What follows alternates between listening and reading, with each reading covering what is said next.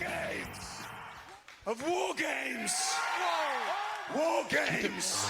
Wargames! At ease, maggots! And welcome back to another episode of Learning the Ropes. For tonight, you can call me Corporal XLJ. I'm along with Private B-Roll, I guess. Sounds wrong. It does sound very wrong and dirty, but kind of fun. I don't know. Well, hey, if you haven't figured it out by now, in this crazy getup, if you can see my face, can you see my face? Because I don't think I can really see myself. There's just like there's a hat floating in the air, and there's a green shirt. There you That's go. about all I see. There you go, man. So, well, hey, if you haven't figured it out by now, tonight we are going to be talking all things war games. And how appropriate that we're talking about this with the big announcement earlier this week that War Games is finally coming to the main roster on WWE at Survivor Series. Now hold on. It's not just war games. It's how would Regal say it? Wargames! Wargames. War Games. Wargames! War Games. Wargames. That'll never get old. So, Nope. but no, this is gonna. It's gonna get so overused tonight. Like Yeah. it's not even funny. Hey, I saw a funny like a meme or something today, and it was like a trade between AEW and WWE, and the trade proposed was WWE would trade I think it was John Cena to rap out to the Acclaimed one time, and WWE would receive William Regal to do the War Games announcement. But anyways, so. But as we always like to do here on Learning the Ropes to kick it off, let's get a little bit of that plug-a-palooza. But wait a minute, Mr. B-Roll. I've been practicing this. All Okay? week. I think I got this. Hi, Bree. Yes! I finally got it! It only took me like 8 weeks or whatever. So, Yeah, how are you this evening? 7 episodes. There we go. But how about a little bit of that plug-a-palooza, my friend? That little bit of the plug-a-palooza. And as you can see here, I just went live on TikTok as well. On the tick-tick-tock, you don't stop. Try to draw some people over just for a little bit. Won't stay on here forever because multitasking, not my strong suit. That is for sure. But as the good man said, talking a little bit of plug-a-palooza. So here we go. Let me get a swig of some of. I totally spacing the name of that brewery. Help me out. Rootless coffee? No. Are you having coffee? No, you're this is drinking. not coffee. You're drinking. You're ready for war.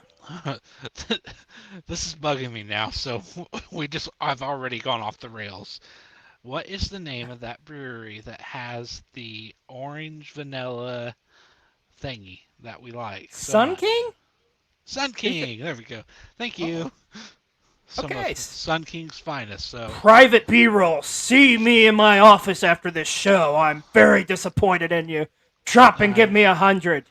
I'm sure you are, and I haven't done 100 in my entire life, so there you go with that. All right, Plug-a-palooza. Plug-a-palooza.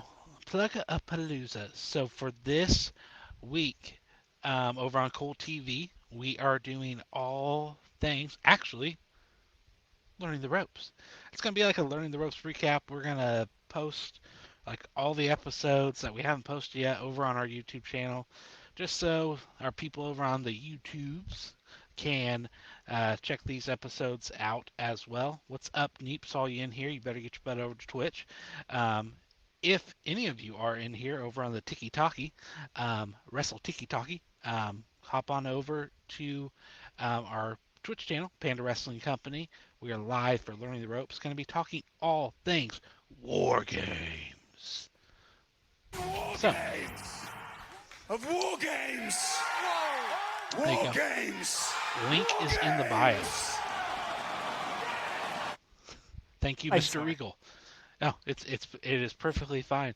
So, and if you're wanting to check out our YouTube channel, see any of the other crazy shenanigans we get to, links in my bio as well. So if you see me on TikTok, just hop on over there and subscribe, and we would be ever so grateful. Because let me say this: what are we at? Like 83? 83 subscribers within a year. Like we are getting like close to 100, and like we were talking about that the other day. It's like it didn't feel like we were, but like it's like okay, we're getting close to 100, and we want to hit that 100 really bad, and we'll have to do something special once we do. Oh, hell yeah. And if we do crazy offbeat shenanigans and gimmicks like this, then you know you're going to want to check out our YouTube channel. All right, Dad Hat, what's up? I just decided something. Okay, rule for this stream tonight: anytime War Games is entered into the chat, you have to hit it. Games All right. of War Games.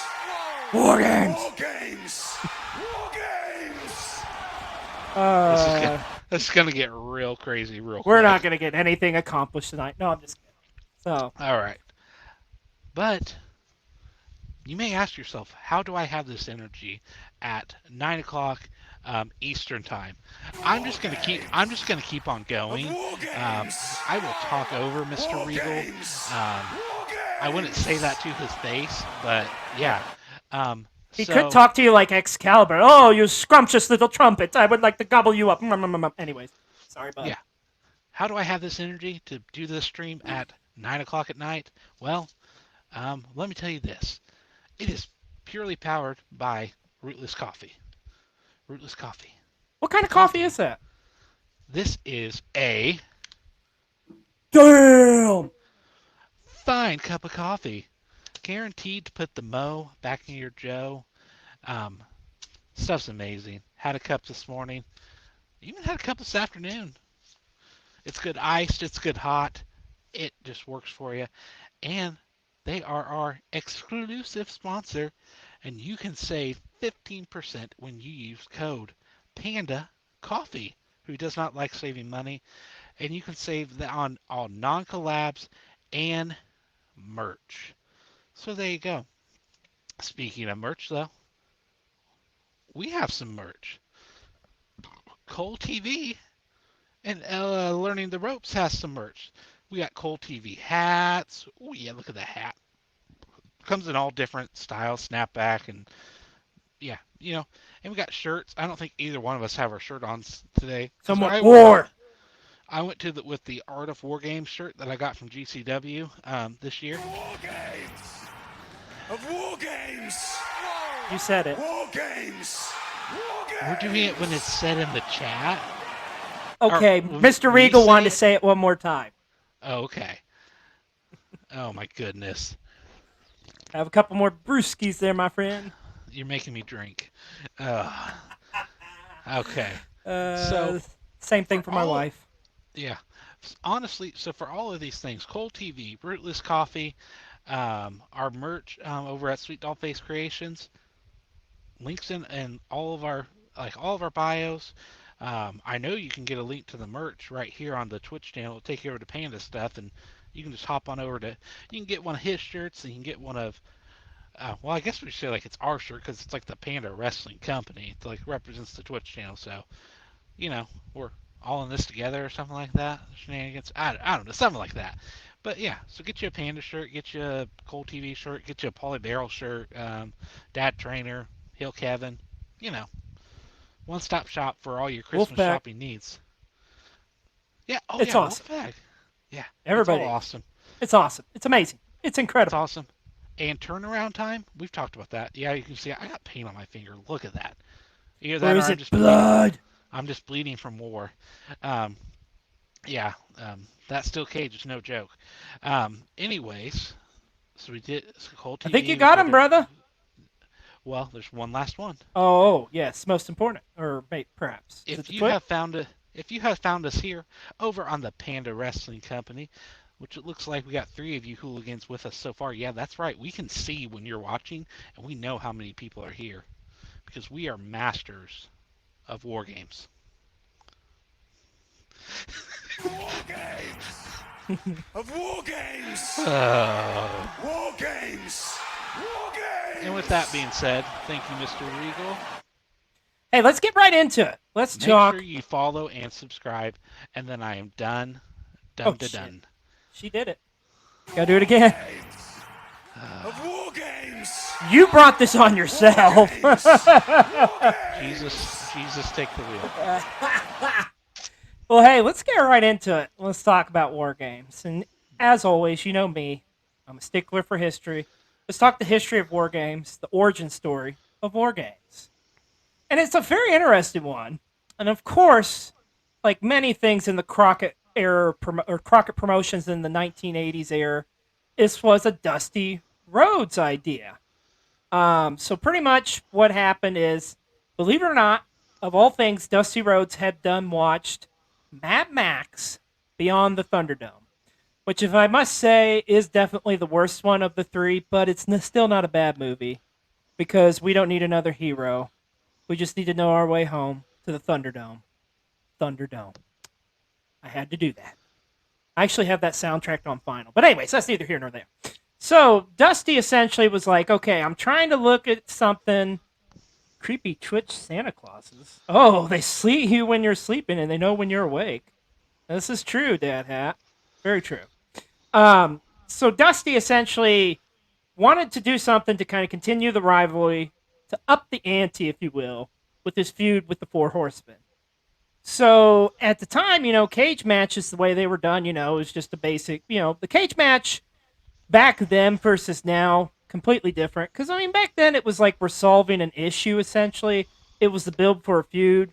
Whereas, some days you may just have like a random freaking like cage hanging above the ring. Oh, we're going to have a cage match tonight. It's not quite the same, but back then it's special. It meant something. Or you just may have a cage made out of bamboo. Oh, man, we're not going there. We've done talked enough about the freaking Punjabi prison match on this show here. Since we started. Yeah, way more than I wanted to. But anyways, that's neither here nor there. But you're right. It could be bamboo. So yeah. So pretty much like what it was like, okay, what am I not seeing yet? Okay, what if we put a roof on top of the cage? Better yet, it's going to be a multi-man match, so not one, but two rings. And thus, Wargames was born. Although I was thinking about this today, and I'd have to go back and watch this, I'm not 100% sure, but I felt like, and maybe some of you longtime wrestling fans and historians can correct me on this, but I was thinking maybe the last Tangle in Tampa between Tommy Wildfire Rich and Buddy, oh shit, can't think of his name now. But anyways, I was thinking last Tangle in Tampa was the first cage match where it had a roof. I could be wrong, but anyways, just throwing that out there. But still, this was the first one that was done to where it was like, holy crap, this is going to be grandiose. This is going to be epic. And he developed the concept with the guys who like work on the ring crew and stuff and develop that stuff. What was pretty interesting about it too, I'm fairly certain this was the first time in wrestling history where the concept of lowering the cage was presented. Because see, back in the day, the way they used to do it was they would just build the cage there, and it would take them they go to intermission, and it'd take them like 30 to 45 minutes. Kind of what we experienced when we went to GCW. So there you go. But see, they had no other choice there. So yeah. So, anyways, that's another kind of interesting caveat of the very first War Games. So the first War Games.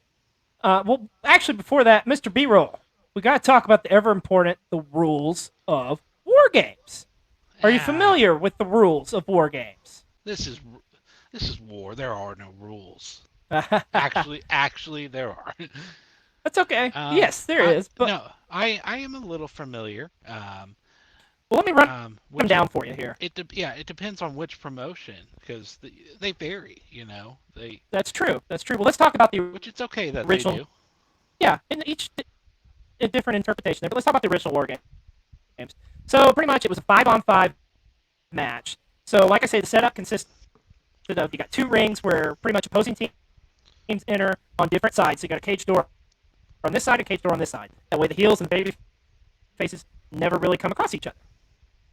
All right. So pretty much how the match begins is you have a member from each team entering the cage. Then the first period is a 5-minute period, and after that, they have a coin toss to determine who gets the advantage. 99.9% of the time, who gets the advantage, my friend? Guess it. It's the heels. It's always the heels. Come on, you gotta get that heel heat, right? So it's kind of like the same thing if you think about like a hot tag. So pretty much from there they go from period to period. Like it's a 2-on-1 handicap match for 2 minutes, and then the babyface team or the team who lost the coin toss sends in their member. This goes on and on until you get to the end of everybody's inside the cage. Now, what I always thought was cool about Wargames was how you won Wargames. Because pretty much what happened once all it transfer in, the match beyond begins. And the only way to win is either by a member of the team, of your team, either submitting or surrendering. That was the only way to win Wargames. But like you mentioned before, they have changed those rules over the years. But the original Wargames, with the original concept, that's what I love so much about it, man. Was just how it was either submit or surrender. It was the only way you could win the match. So the very first Wargames, it was pretty much Dusty Rhodes against the Four Horsemen. Whoa, what's going on there? Are you still here? Yeah, I'm still here. Oh, you're. Can you hear me? Like, yeah, it's just there's a lot of feedback here. Just Well, okay, I can hear you okay now. Yeah, I switched because I think my Bluetooth was having trouble for some reason. Oh, okay. There was some 'cause like kind of feedback, but you sounded kind of oh, robotic, but nobody in the chat was saying anything, so I was assuming okay.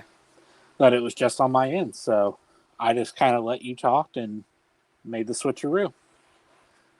There you go. So the very first Wargames, like I say, it was pretty much Dusty against the Horsemen. So it was Dusty's team.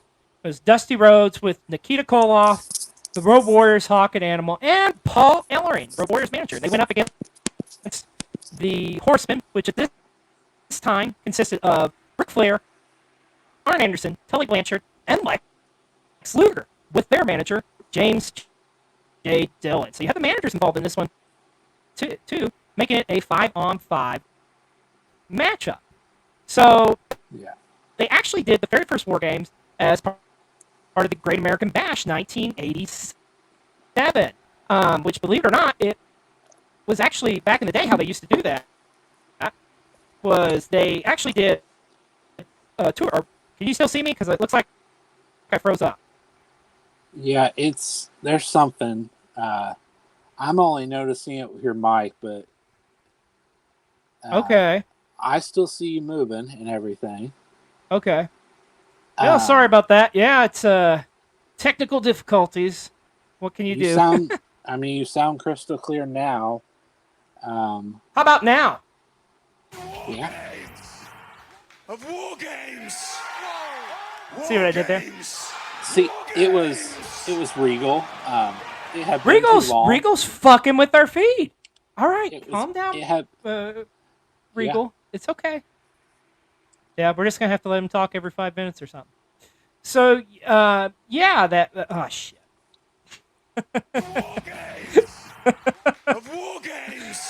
Maybe this should just be the rest of the show, though. Probably.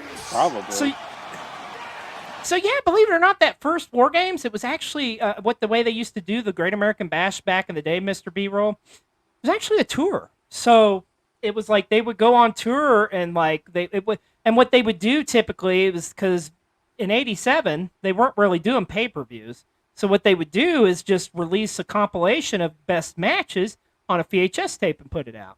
Which I meant to grab mine before we started tonight, but unfortunately I forgot it. But I do actually have my copy. Right now. It's a lot of work. Plus the dogs, they would want to get in the studio. Yeah.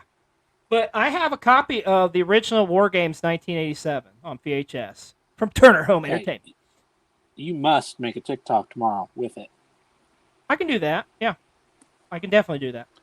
So, the winners of the first War Games was the Superpowers, which was Dusty Rhodes' team with Nikita Koloff. And I tell you what, the finish of that match was nasty, dude. So, like I say, you got to keep in mind it had a roof on top of the cage. So, if you were going to the top rope, your like head was hitting the top of the cage, man. So they had James J. Dillon up, but they couldn't put him up in his shoulders to do a Doomsday device. That is the Road Warriors. So they pretty much like had him in like a back suplex. Hawk comes off the top rope and just rips James J. Dillon's damn head off. And the Horsemen ended up surrendering, and thus the Superpowers won the very first War Games. Now this is interesting. Believe it or not, Mr. B-Roll, there would be 3 more rematches. Because like I said, it was part of a tour. So they would have War Games 3 more times in 1987 in various cities like Miami, Chicago, and Long Island. And pretty much those matches would consist of the Horsemen against Dusty Rhodes' team. Now, Dusty's team did kind of... There you go. Of War Games! War Games! War Games! War Games! It's funny because your mic started doing that thing again, and then I okay. think maybe I know what it is for some reason. Okay. What's that? Not to get too behind the curtain, but I wonder if the new webcam you got, it came with a mic, right? It did come with a mic, but I thought I had the settings turned off. Yeah, I don't know. Okay. Just keep rolling. But yes. Rolling. All right. Yeah, you can see my beautiful face now in 4K. Or lack thereof for tonight. But anyways, yes. So there would be different members joining Dusty teams. So it'd be guys like, it'd be Dusty teaming up with different groups. Like you had Dusty teaming with Dr. Death Steve Williams. You had him teaming up with Ronnie Garvin, Barry Windham, the Rock and Roll Express. You'd have other wrestlers in there too. Matter of fact, there was even one where they took out, like, I think it was Arn and Tully, and they teamed up with like Midnight Express and Big Bubba Rogers. So there you go. That was 87. Sounds like it could be your mic cable. Well, let me check her here. Yeah, just make it sure make sure you just shove it in there. Make sure it's in there all good and tight. It's in there pretty good. How about now? Yeah. Yeah, it's funny because we did a test beforehand and everything is good, but it seems like that's always, we do testing beforehand and then it just goes to shit when it goes live. So, it is what it is. Yeah, it is what it is. So, I'll work more on later this week on checking out the, because I literally, like you say, I just got this webcam yesterday, actually. So, yeah. Anywho, so, well, let me ask you, can you hear this? War Games! Yeah, War that Games! definitely works. War Games! War Games! This is like Husky Rhodes entering the chat. What's up, my brother? Hey, Malcolm Queen. What's up, brother? Honestly, Husky, you haven't missed that much. Show him what he's missed. Well, actually, pretty much, this is what we're talking about. War Games! Of War Games! War Games! War Games! You did this to us. War Games! Of War Games!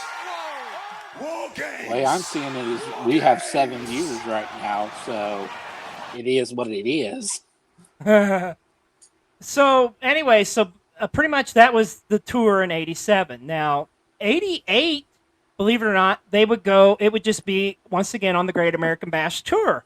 And pretty much kind of the same concept. You would have the Horsemen teaming up going against Dusty Rhodes.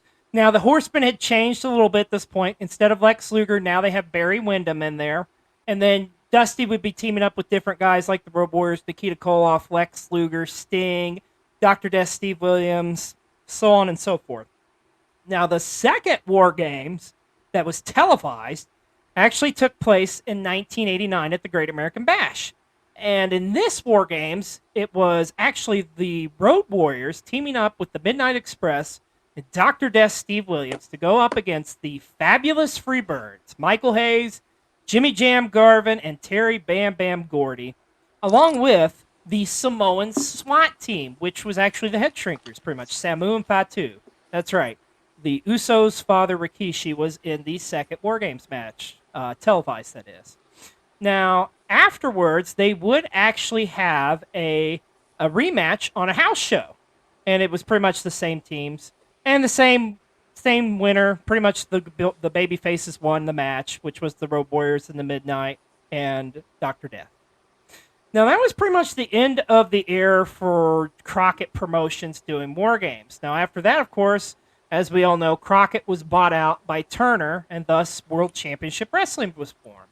Now, right off the bat, they didn't start doing War Games until 1991. And Fall Brawl. no, actually, it was at Wrestle War. That would be coming up here in just a couple years, actually. I tried. Yeah, you came close. So they had Wrestle War 1991, had the very first War Games. And guess who's in it again as the bad guys, as your heels? The Four Horsemen.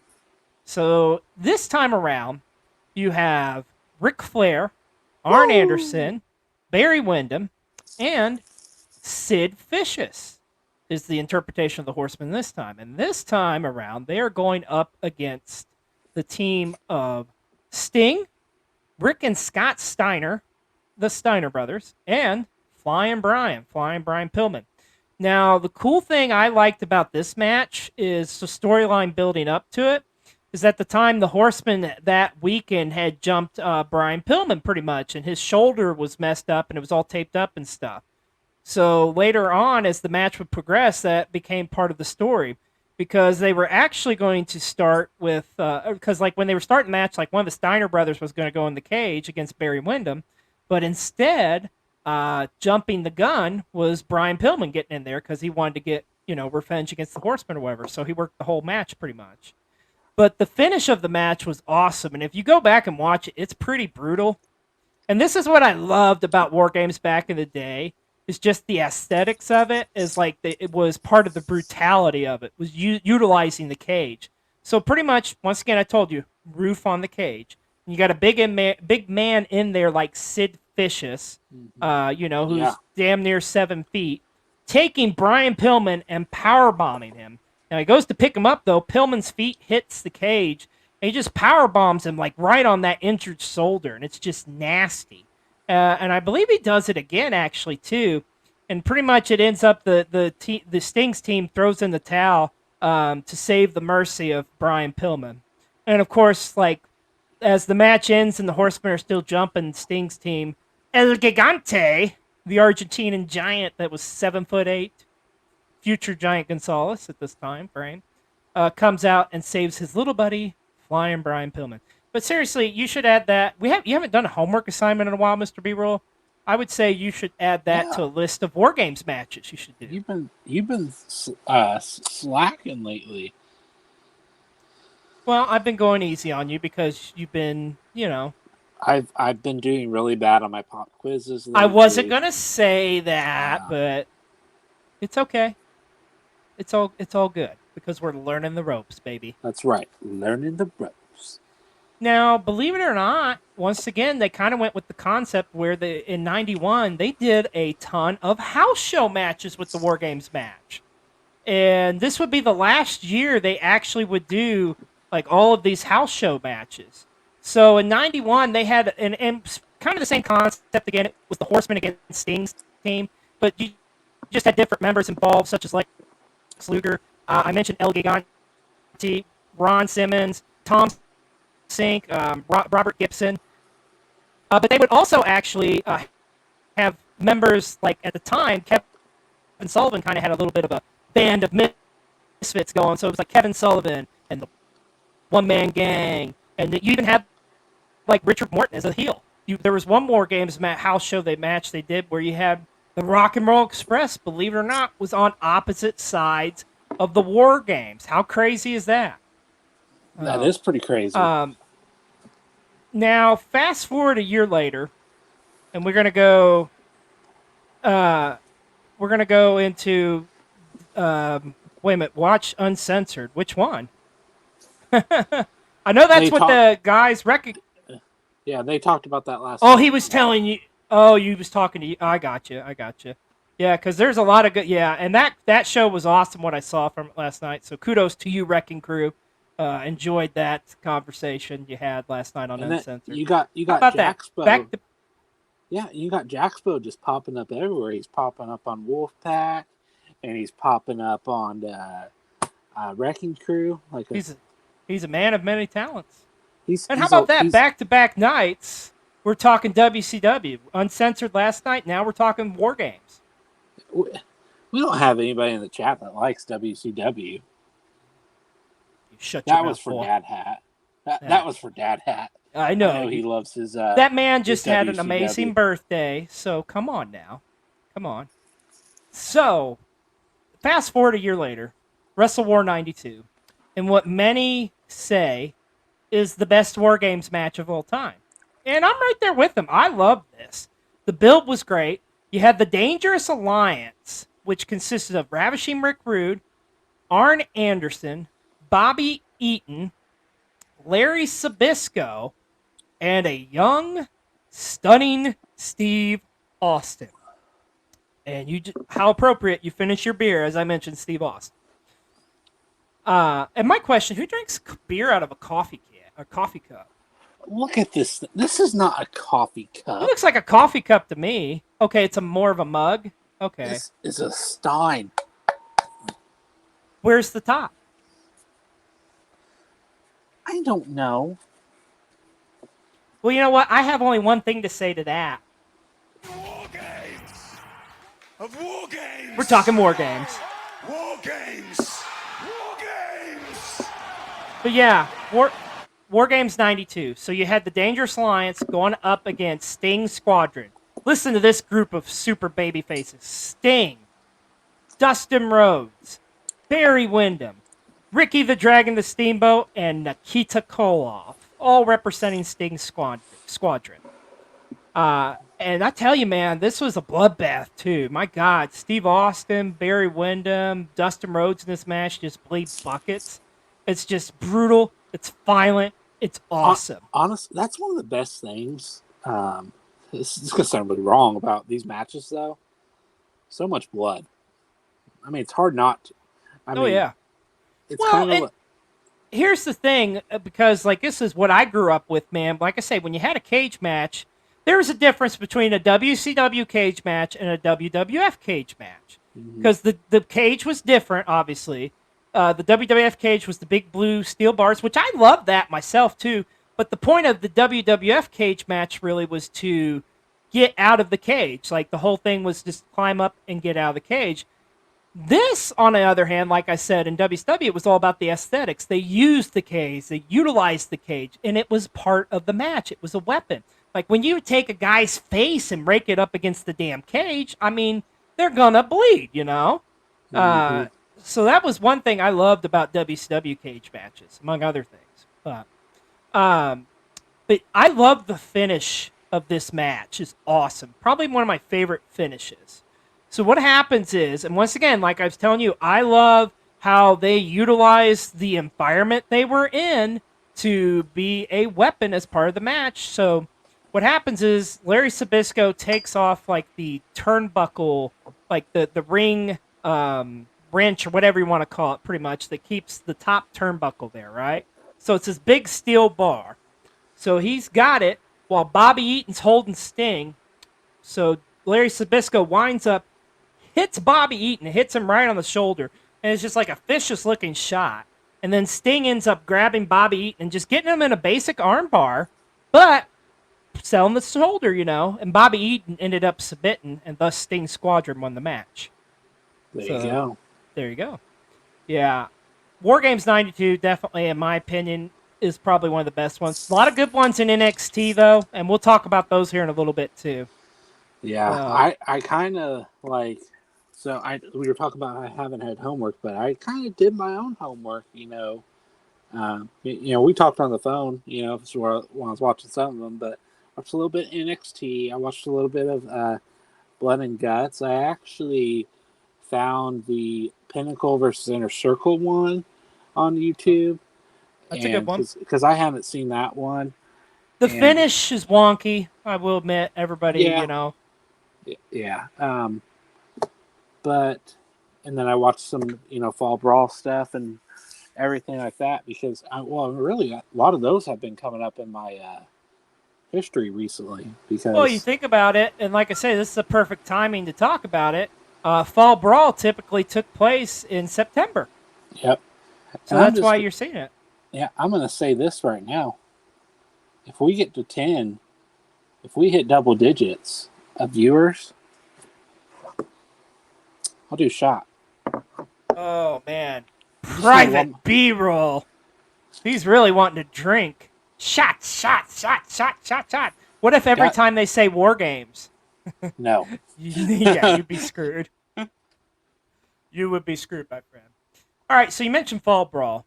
Let's talk about Fall Brawl. And the very first Wargames that was held at Fall Brawl was actually 1993. Now, at this time frame, not gonna lie, probably 93 is probably one of the worst Wargames, I would say. It is what it is. So pretty much, and there's going to be something that everybody remembers about the build-up for this one, and you know exactly what it is when I say who the combatants are. So on the heel side, you have Big Fan Fader, Sid Vicious, and a young Harlem Heat. And believe it or not, at this point in time frame, they actually weren't even called Booker T and Stevie Ray. Did you know the original when it was still those guys, of course, but they actually, when they brought them in WCW, their original names were Kane and Cole, believe it or not. Interesting. Yeah. Now they went up against the Babyface Team, led by Sting, along with the British Bulldog, Davey Boy Smith, Dustin Rhodes,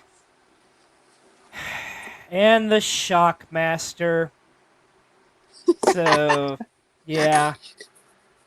It was shocking. So this Wargames match was like dead in the water before it even fucking started because of that infamous moment at Clash of the Champions where they debuted the Shockmaster. The finish of this one sucked.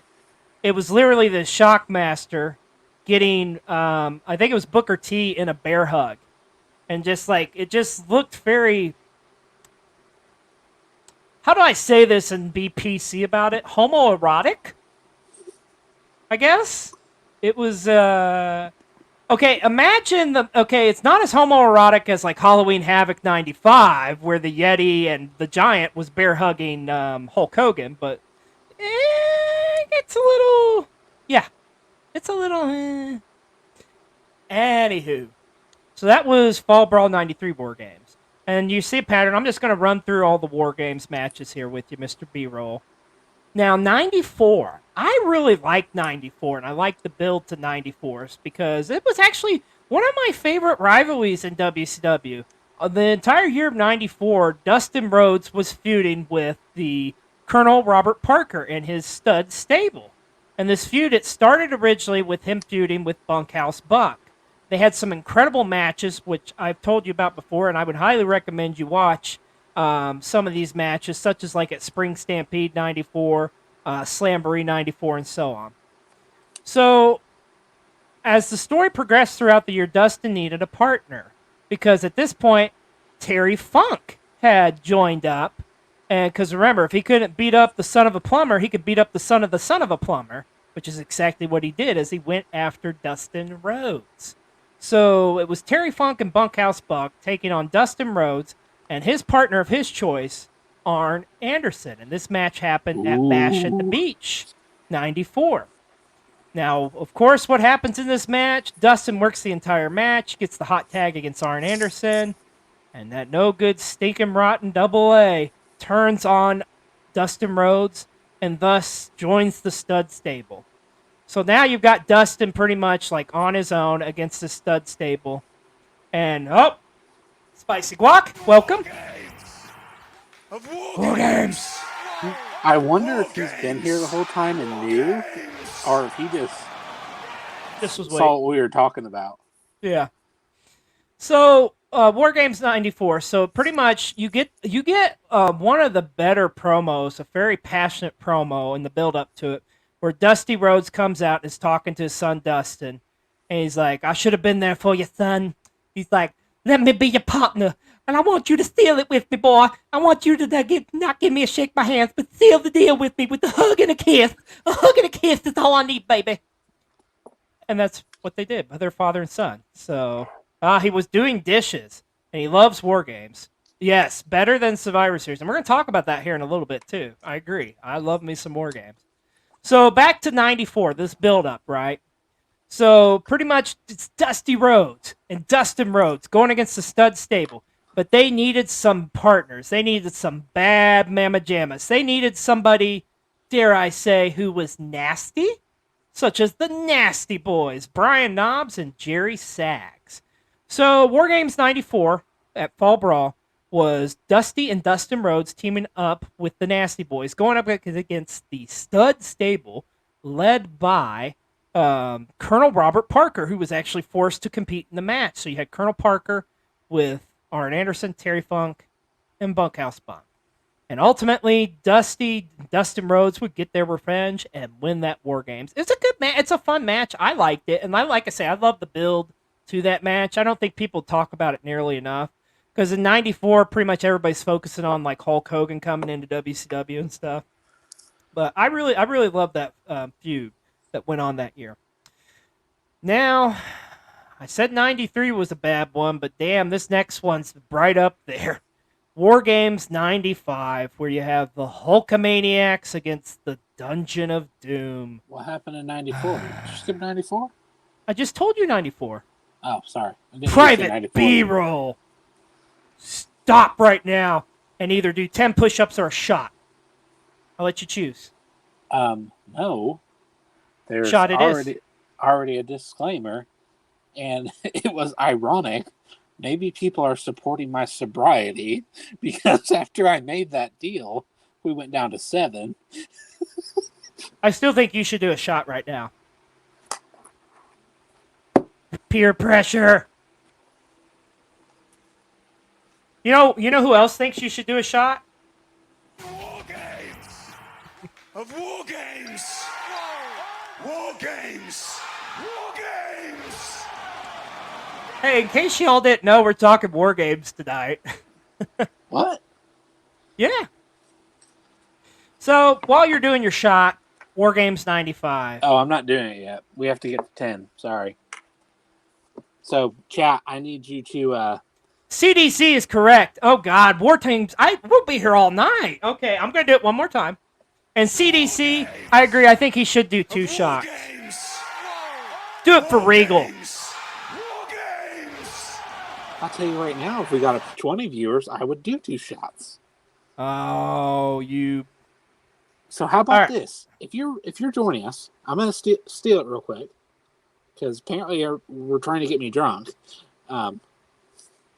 If you're in the chat, click the little share button. It's real easy. I've been doing it like while I'm sitting here. You just go and you just share. Beep, boop, beep, boop. Just share it on Facebook, share it on MySpace, share it on, I don't know. Share it with your husband, your wife, your kids, your grandma, your grandpa. I went ahead and poured this wonderful shot because I have confidence in everyone. It's going to happen. Just do the damn shot. Come on. Give him a tease. All right. I'll let you pass. Oh, you.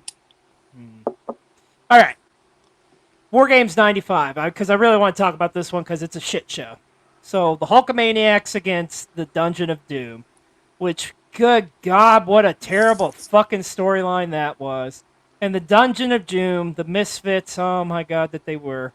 So, representing the Dungeon of Doom, you have the Zodiac, yes, no, a.k.a. Brutus the Barber Beefcake, teaming up with the Shark, a.k.a. Earthquake, John Tenta, teaming up with Ming, a.k.a. Haku, and the Ugandan Giant Kamala.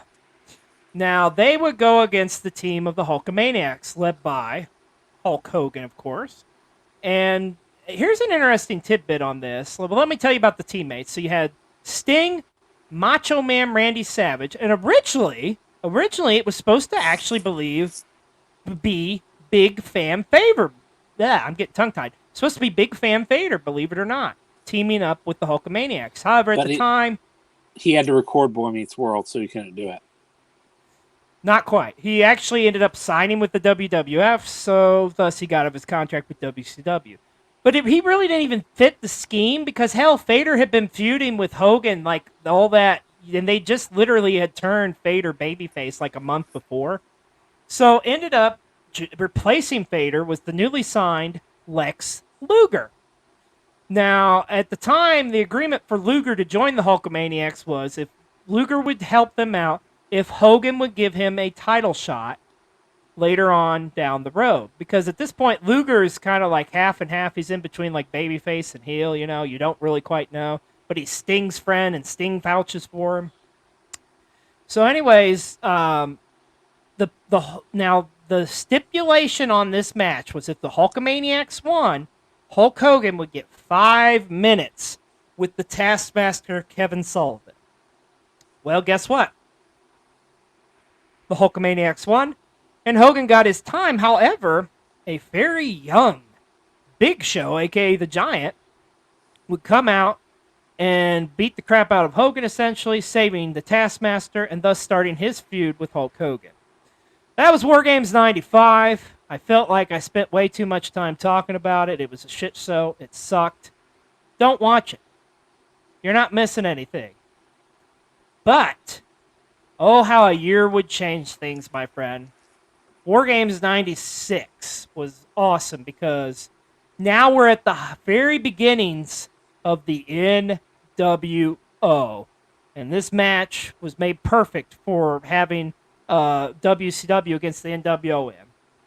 And the first War Games between WCW and NWO was a pretty interesting one because at this point, you got to keep in mind, like the whole NWO, as you would later know it, it's not as big. I mean, you've only got realistically 3 members, and then earlier that week on Nitro, you would have a 4th member join in the Giant.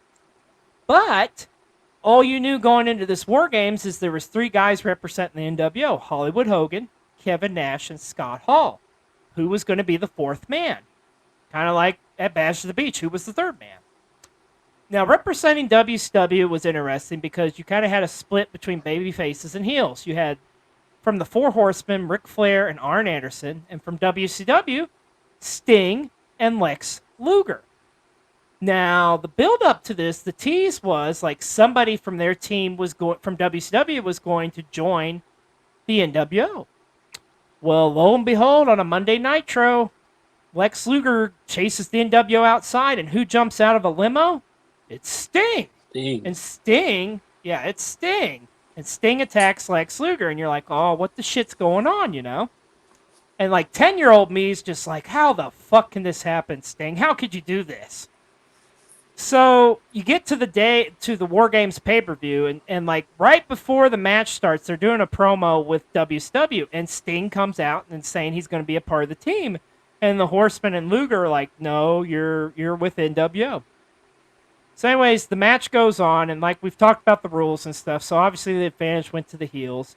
So the 4th member for NWO comes out, and here comes Sting. So they're beating up WCW, and then it's time for WCW's 4th member to come out. And guess what? It's the real Sting. Because you had a fake Sting and a real Sting. Yes, I don't see, like 10-year-old me believed it, but watching it now, it's like, how the fuck do you not see the difference there, Luger, Anderson, and Flair? I mean, come on, man. Come on. I'll tell you this. I'll give, because like I said, that was a recent, like maybe like last week or a week or 2 ago. I'll give the announcers credit there because they sold the shit out of it. They were Bobby Heenan. Yeah, they were like, look at him. He's doing the. Who else can move like that in the ring? Like, it's gotta be him. They're doing what they're supposed to be doing, man. Getting the talent over. So yeah, so you have Sting come out, pretty much beats the hell out of the NWO, and then he just leaves because he's like, you know what? You didn't believe in me, so fuck you guys. I'm out. Doesn't he look like right? He looks like right at Luger, and he says, "Like, is that good enough proof for you?" And you talk about a phenomenal storytelling. This would set up Sting's story arc for the next year, because Sting the next night on Nitro changed his look. Now he's painting his face black and white, and thus Black and White Crow Sting is born. Mhm. So, and of course, the NWO would win this matchup, by the way. Now, let's fast forward to the next year, Wargames 97. And this is one that doesn't get talked about nearly enough, but I really like this one, and I like the finish of this match, too. And it's a dream matchup. You got the NWO going up against the Four Horsemen. So, representing the NWO, listen to this motley crew. Kevin Nash, Six, a.k.a. Sean Waltman, X-Pac, Buff Bagwell, and Conan. And the reason for that they were representing the NWO, is they had cut a promo, this sick promo, like parody, making fun of the Four Horsemen. Because at this time frame in 97, Arn Anderson had to retire. And so it was looking for his replacement to take his spot. So they did. I love the Horsemen, but this was a pretty damn funny promo by the NWO. You should check it out. It's among the lines of like when DX did those parodies and they made fun of like the Nation of Domination, the corporation. Kind of among those lines as far as the parody. It's pretty LOL. So, representing the Four Horsemen, you have Ric Flair, of course, Chris Benoit, Steve Mongo McMichael, and the newest Four Horsemen, representing, taking Arn Anderson's spot as the new enforcer of the Horsemen, Kurt Hennig. Now, on the pay-per-view beforehand, they had the NWO had jumped Kurt Hennig, and thus it was unsure if Kurt Hennig was going to be able to compete in the War Games match. So pretty much same idea. NWO wins the coin toss. The heels win the coin toss. They get the advantage. Gets down to the fourth member entering the cage match, and it ends up being pretty much Kurt Hennig comes in. He has handcuffs, but oh no! He gives them to the NWO. That's right, Kurt Hennig's with the NWO and turns on Ric Flair. Yeah. And, excuse me, one of the best finishes, one of my favorite finishes of a War Games match, they've got Flair's head, putting it outside of the door, threatening to ram the cage in his head, and Mongo pretty much quits because he doesn't want them to do that to Flair. So the NWO wins, but guess what? The NWO, as ruthless as they are, they say, fuck it, and they just ram that cage door multiple times into Flair's head, and Ric Flair sells the shit out of it, just screaming in agony. I remember seeing this as a kid, and I was just like, oh my God, no, Ric Flair. Yep. That was another one that I, just recently put up. And by the way, I just noticed in your background there, War Games. Yep. Yeah. That is actually... All right, I'm going to take it down. So this is cool. This is like comic book art I got. And it's a take... If you're a comic book... Can you hear me okay? You're good. All right. It's a take off of... if you're familiar with Marvel Comics, Secret Wars. So Secret Wars issue, I think it's 8, where Spider-Man appears for the first time in the black costume, right? So you got Sting, and like in the ring here, you got all the competitors, including the Macho Man. Yeah, the Macho Man and the Giant. I feel like I'm echoing. Am I echoing? I think you're okay. Okay. So there you go. Now I'm just going to put this down here because it's going to be too much work to try to hang it back up. But thank you for noticing. That's going to bug me the whole time now, but it's okay. I'll manage. But Are you going to be okay? I have 2 right over there, but I'm not going to... They're not War Games related, so I'm not going to move my crap around. Of War Games! I give you that. War Games!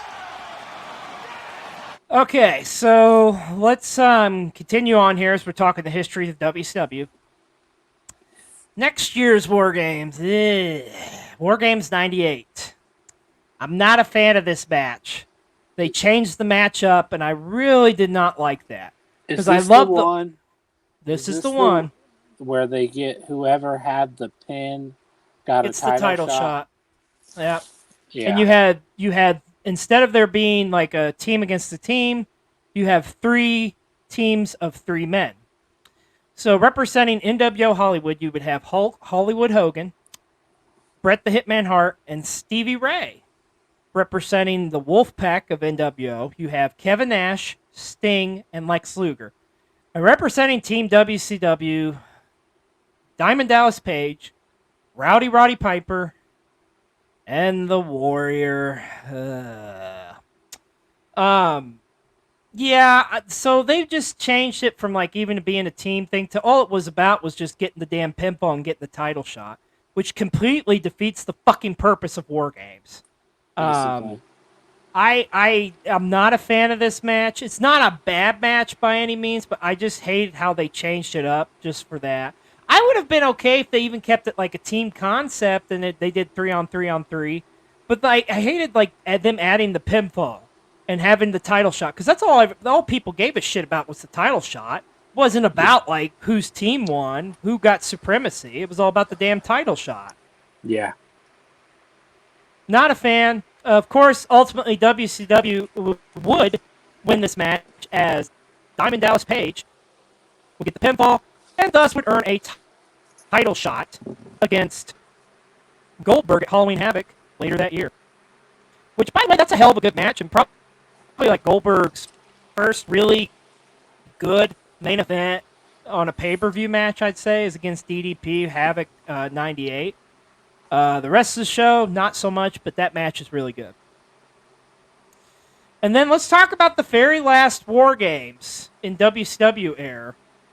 And that last War Games, believe it or not, would take place on WCW Nitro, of all things. And it was actually in 2000. And I got to tell you, War Games 98 looked like a fucking masterpiece compared to this one. Because they just changed the concept completely. Wasn't even 2 rings.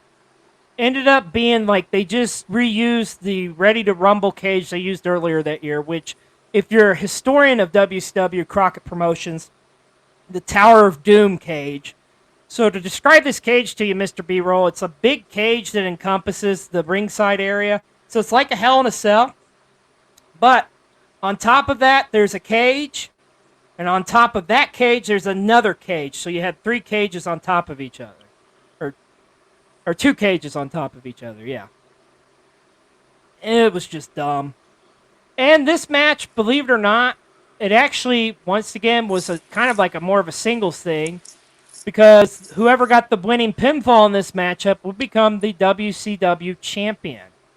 So, on the heel side of things, you had Kevin Nash, who was WCW champion, teaming up with Jeff Jarrett, Scott Steiner, and Ron and Don, the Harris boys, or the Harris brothers. And they'd be going against Sting, Booker T, Goldberg, and Chronic. Shitty match. Kevin Nash wins. That's all you need to fucking know. The next week, I think Vince Russo won the damn WCW title. This was WCW when they sucked. Like WCW, the end of 2000. How close were they to closing the doors at that point? Yeah, about 6 months later. Yeah. I mean, 2000, what a brutal year for WCW. There was some good things, but like the world title at this point, in my opinion, honestly, it didn't mean shit because people will tell you, oh, well, it's because David Arquette or whatever. And yeah, that was a black eye for sure. But for me, it was the fact that the damn title literally changed hands week after week after week. I guarantee you, if you look back in the history of WCW, 2000's the year where that title changed the most in a year. I'm not kidding you. There was probably at least 30 to 40 different title changes that year. I mean, hell, Booker T was a 5-time WCW champion, for God's sakes, and he didn't even win the thing till halfway through the year. Yeah, only reason I chuckled when you said that was I was thinking about like AEW right now with how it had to change. Oh, it's not. Yeah, you think this is bad? Shit. Yeah. You ought to see like. Yeah, everybody on the internet kind of complaining about that stuff. Shit, do you think that's bad with Mox and stuff? And like the whole... Go back to WCW in 2000, then tell me how you feel. Yeah, the way I see it with that, and putting the bow on this, is I see that as like stopping the bleeding. Kind of say, put the title back on him. Almost like he never lost it, and then, stopping the bleeding. Yeah, and that's another story for another time too. But you're right. I mean, it Because is. what are we talking about? We're talking. Wargames! Of Wargames! Wargames! Wargames! War games. Do it. Are we at 10? Do it. No. Do it. Quit teasing. There you go. Now you're a man. Man. We're at the 1 hour mark, so why the heck not? Why the heck not? Better get your nurse shot poured. Hey, this is the first time in the history of doing this we're actually on track for timing. Because guess what? It's time for another Plug-a-Palooza! Bet you didn't see that coming. Glad you let me. I'm glad you let me take a shot before that. And let me say this: it is a grandioso treat to have you having your wacky and fun soundboard available I know. to you. I'm so glad it's back. And hey, at if your y'all, disposal. if we're pulling back the curtain here, if y'all haven't noticed, I changed my studios. I actually moved it around this week. I'm in a different room in my house, so yeah, and I think it's working a lot better. Yeah, lighting's a little bit different. Yeah. So give us a little Plug-a-Palooza, and I'll tell you what, I'll fix the picture for you. Ooh, thank you. My OCD is very happy about that. All right, so as you can see, Mr. Cole there, as he is vigorously working to get that picture back up. He is in the Cole TV studios, where we do all of our podcasts and tons of other stuff. This week over on Cole TV, our YouTube channel, we will be doing, it will really just be a recap of all the episodes of Learning the Ropes that have not been uploaded yet. So, hey, if you've missed an episode, it's okay. We don't blame you. Life gets busy sometimes. He's gonna get it, guys. I promise. But you can catch him over there, or you can replay him here. It's whatever you want to do, you know. But yeah, so that's what we got going on this week, and I'm gonna peel back the curtain a little bit, and I don't even remember when these are posting because that's not my job. Yeah. But well, it isn't though. So pretty much, brand new episode or a episode, I should say, posting Tuesday, Wednesday, Thursday, and Friday. Right. Well, actually, I was gonna say, I was just gonna tell them a couple of the things that we're going to record here in the near future. Yeah, go ahead. Sneak peek of coming attractions. So, I don't remember when they're posting, but we are going to be going to a beer corn maze this next weekend. I think they have like over 100 vendors or something like that. It's gonna be awesome. We're gonna get fucked up. We may be meeting Mick Foley also next weekend.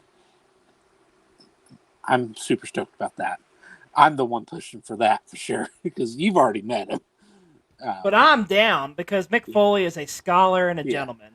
And then last little teaser I'll give is we're gonna have literally the ultimate version of I'm Your Huckleberry coming up because we're going to something that's local to us called Ethnic Expo. And basically what that is, to give you a little sneak peek, they set up these booths and it's food from literally all around the world. And they normally give out free samples and stuff. And it's just, it's pretty awesome. So it is pretty awesome. We got some awesome stuff lined up for the month of October that you'll be seeing on Cole TV. What Mr. B-Roll mentioned, that corn maze. So every year, this is our second year doing it, but we do a Halloween special where we just highlight stuff in our area that you can go check out that's autumn, fall related. So that'll be a part of that Halloween special. But yeah, it's going to be an awesome month here in October for us. All right, and so real quick, just wrapping up the Plug-a-Palooza, you got to remember, rootless coffee, guaranteed to put the mo back in your Joe, because it is a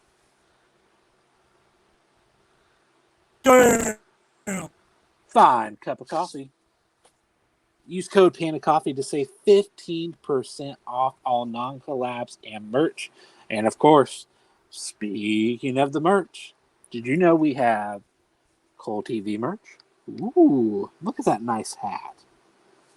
Look at that nice hat. I'm not rocking the hat tonight because I'm rocking the war bandana tonight. Same here. We're but at war. We're at yeah, Wargames. that's right. Wargames. That is right. Wargames. Wargames. Just when I think he's done, oh, it keeps going. I could Gotta really love mess it. with you. Gotta love it. But yeah, go on over to Sweet Dollface Creation. Link is in the bio. Stop it right now. You can go get some Panda merch. You can get some Cool TV merch. Tons of merch over there. Go check it out. Not only are you supporting us as content creators, but you're also supporting a small business. And personally, I think that's pretty cool. And the turnaround time she has on those things is quite amazing. At least that one fit. You're welcome. I'm going to pull back the curtain one more time. You don't even know this yet. Okay. We're going to have a new shirt coming very soon. Is this the one I'm thinking of we talked about a while back? Yeah, but it's in production.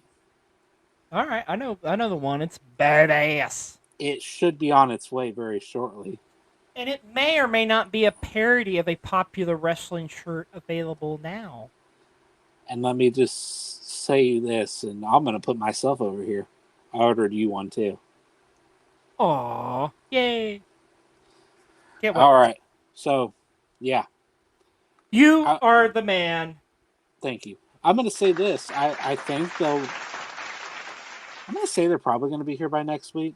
So, Are they even posted yet? They won't be posted. Oh. We're gonna. So we're getting like the prototypes, pretty much, kind of. We're gonna reveal them on here if we get them by next week. So hell yeah, that's what you call a tease. So there you go.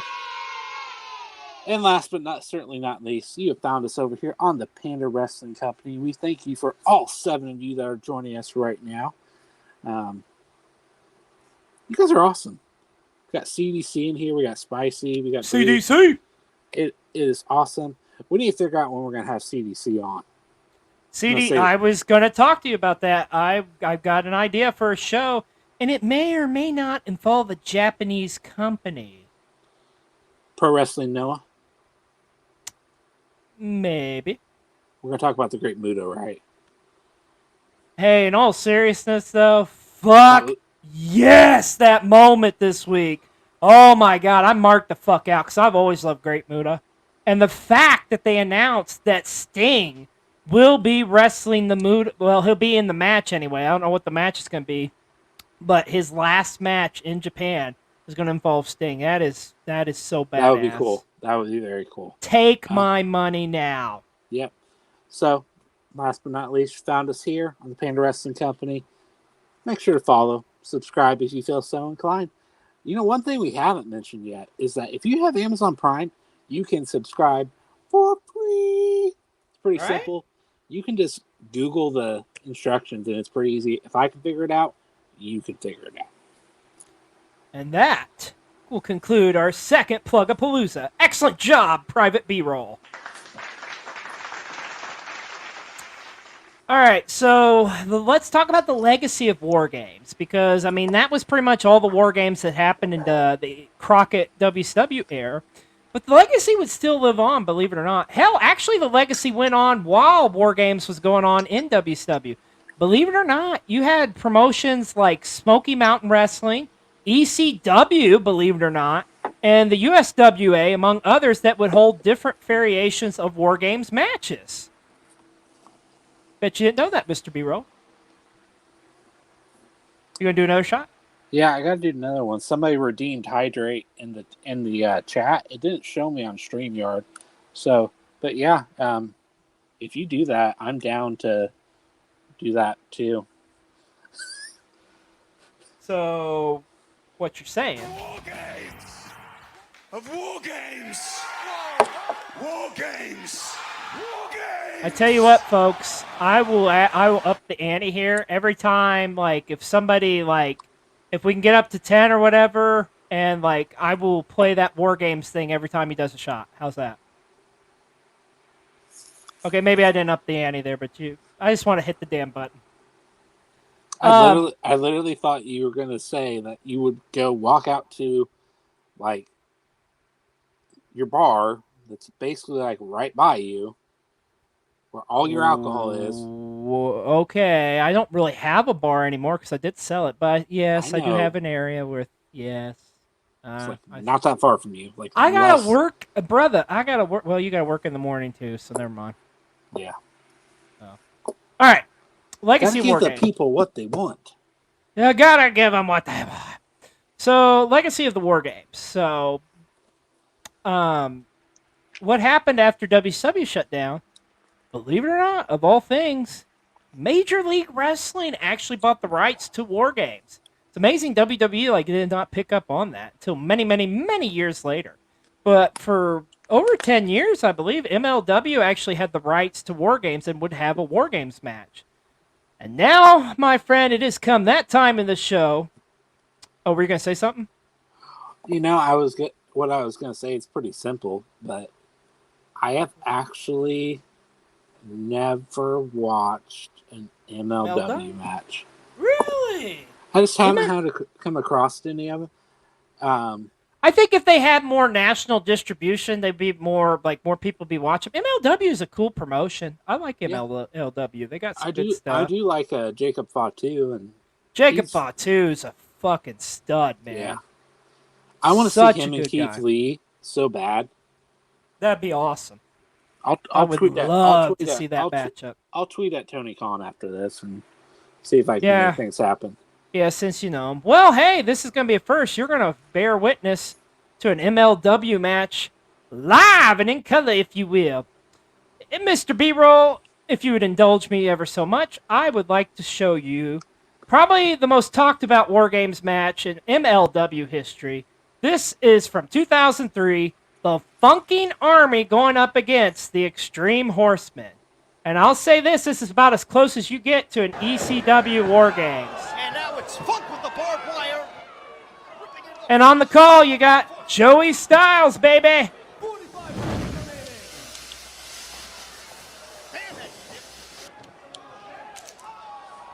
And there, representing the Extreme Horsemen, you got guys like Steve Corino, C.W. Anderson, Simon Diamond. Look at Terry Funk. Damn. Look at that pile driver. It is real interesting because, like, as you see, like, they don't have a roof on theirs. Yeah, this one they don't. It's just the top opening. Probably because they couldn't really do it with the building they're in.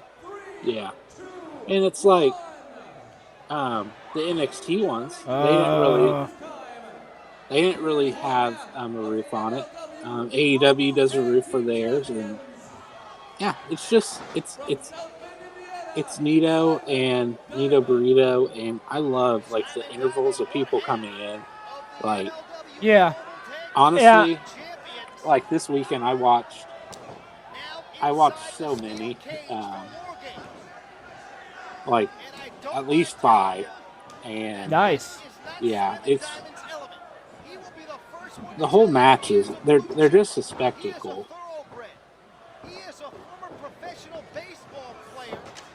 Yeah, there you got Simon Diamond, because Simon's got a problem. Let's go. When you think about it, like essentially, until everybody's in, the match really hasn't started. It doesn't even start. It's inflicting as much damage as you can. Yeah. There you got Just Incredible. And I was. And let me just say this. I love the fact that Joey Styles is on commentary here. Because Joey used to do color for MLW way back when. And look at that veteran in the ring there. Dr. Death, Steve Williams. Oh, he just ate a super kick, but...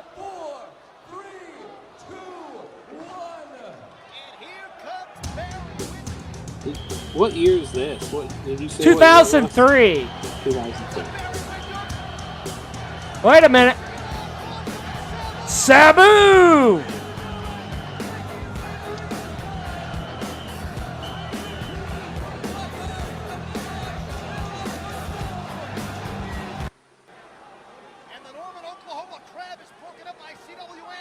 Look at the chaos. Now, the interesting thing, too, is here how they're utilizing weapons, too. Which you would definitely see that later on with the NXT War Games. Oh, no, Fonzie. Thank God Beulah McGillicuddy's not out there to, like, pretty much make him bleed buckets. Oh, yeah, like the one I was Oh, look at Funk. Oh, my God. Wasn't his Terry hair blonde? Funk. Oh! Now, that's how you do a flaming fireball shot.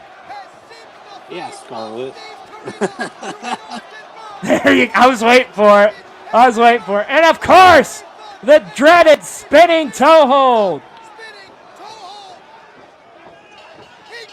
There you go. And there you have it. MLW's War Games. An excellent match. If you want to have a fun time, watch that whole match. It's really cool. And like I say, it's the closest you probably get to seeing like an ECW War Games match. Even though they did have a War Games match in ECW, but was slightly different. But still. Yeah. Do me a favor, and when we're all wrapped up here, just send me a link, and that would be Neato Burrito. Sir, consider it done. So, but yeah. And over the years, companies would have different variations of War Games. I mean, it wasn't quite called War Games. Now, I will say this, MLW still continues to do War Games, but obviously they lost the rights to the name, but they changed the name to War Chamber. Same concept, still works. Now, the first one of these I'll point out will be Impact Wrestling with the Lethal Lockdown. Now, Lethal Lockdown was pretty much the same concept. Of course, the cage encompassing the six-sided ring. Now, the difference with Lethal Lockdown is they did actually have on the top of the cage was an area where you could get weapons. So the whole point of it was like when the match got to all the participants, then they could go up there and access all the weapons and shit. Although I guess they kind of accessed them throughout. But anyways, you get the idea. Speaking of Impact, have you watched Victory Road yet? I've heard people talk about it, but I haven't seen it yet. It's pretty good. I heard Bobby Fish showed up.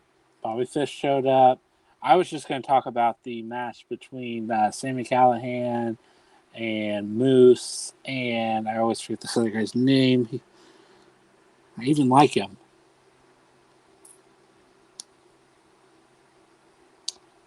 Not Eric Young or anything, is it? No. Okay.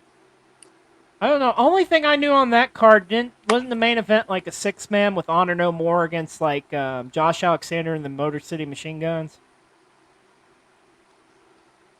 And I think Jordan Grace was taking on oh my God, I can't think of that girl, but she's like crazy awesome. Like she's got the crazy gimmick where she's like not a Viking, but just like a, I don't know, like a, it's Havoc? No, it's not Havoc. It's that's gonna bug me. The name will come to me later. If anybody knows what we're talking about, leave a comment. Steve Macklin. Steve Macklin was in the match. Oh, nice. It was a barbed wire massacre. Oh, okay. Wow. Max the Impaler. There you go, Max the Impaler. That's it. She's a badass wrestler too, man. I love Max the Impaler. I love watching her stuff. Back on the subject. Yeah, it's okay. Now, also, other promotions that would do the variation of War Games, you had Ring of Honor, which they would have their Steel Cage Warfare, as they called it, and CCW would have the Cage of Death. Now, one of my favorite ones that they did was they actually, I love this storyline too back in the day for Ring of Honor and CCW. So they did like interpromotional work there. I think it was like 2000.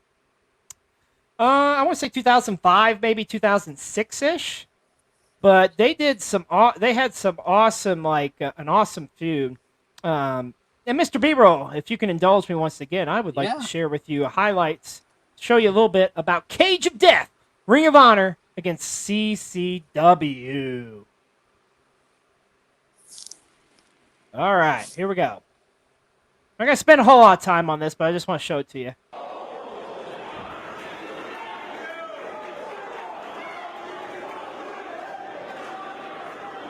I just love that cage, too. This cage is different, too, because it's like a hell. It encompasses the ringside area, but, like, there's no roof on it, and it's, like, it's not super tall. Yeah.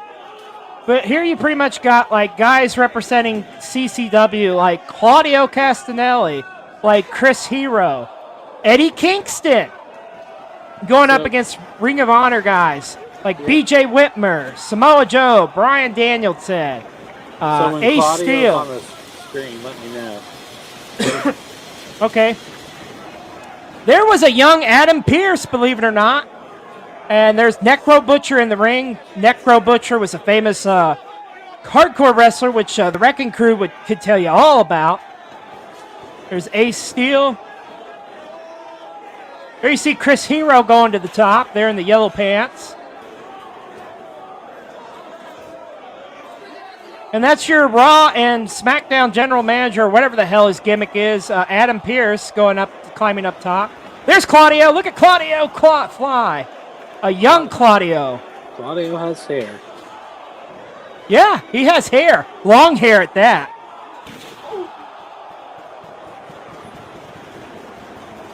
There's Baby New Jack, Homicide. Speaking of table spots. Oh, that Julia Hart spot? Holy shit. Yeah, they're saying she's okay though. Yeah, that's good. From what they've said. Oh shit! Watch out, Hero.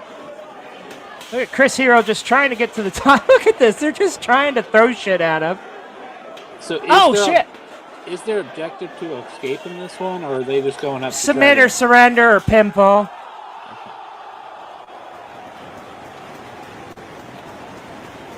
And I tell you, go back and watch this one too. This one's I think this is literally like an hour match. There's some interesting storylines in it that happen, like Samoa Joe and Bryan Danielson, their feud kind of like coming to light here. Yeah. I mean, there's just carnage, like all. Oh, this match is fun. It is carnage. There you see a young Eddie Kingston.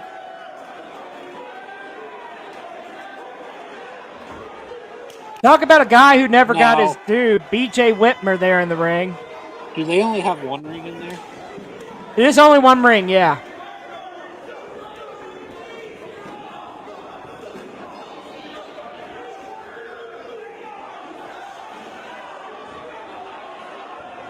Oh!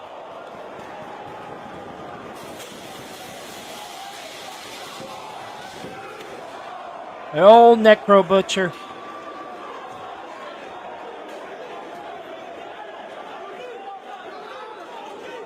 Yeah, look at just the chaos here, man.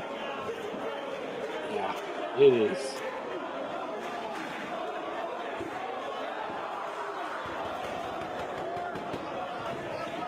It's like so. Oh, Necro Butcher. It's so crazy, it's beautiful. That's what it is. Yeah, Necro Butcher not giving a fuck! Dude, that chair's bent.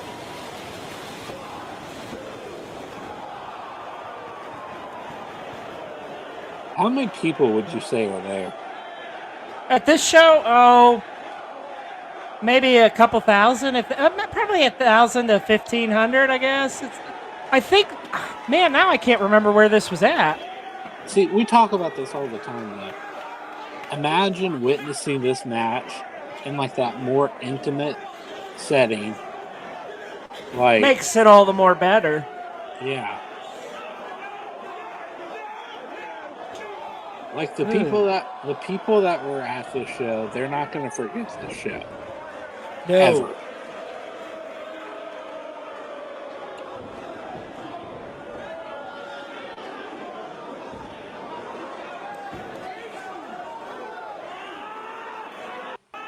I'll fast forward here. Oh!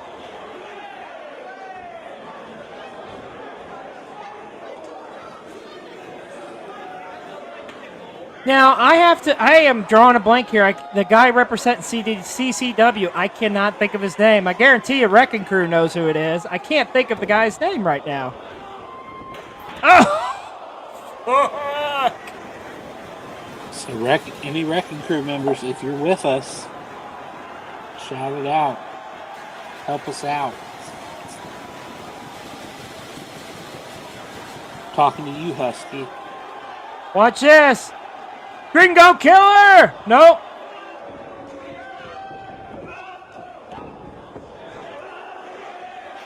I could just sit here and watch this all night. You should watch the whole match. It's incredible. Oh, shit. CDC asked if that was homicide. Oh, Homicide. Yeah, it was Homicide. Yeah, and picking up the win for Ring of Honor. Baby, New Jack, Homicide. But I can't think of the guy he pins name. Like, I've seen him before, but it'll come to me. So, anyways, there is just a sampling of some of the legacy of War Games matches. And, of course, here, current day, you have AEW's Blood and Guts. And you have GCW's The Art of War Games, which I know you're representing with that shirt. And how awesome was it? We were fortunate enough, along with the CDC, to get to see a War Games match in person, and that thing was fucking nuts.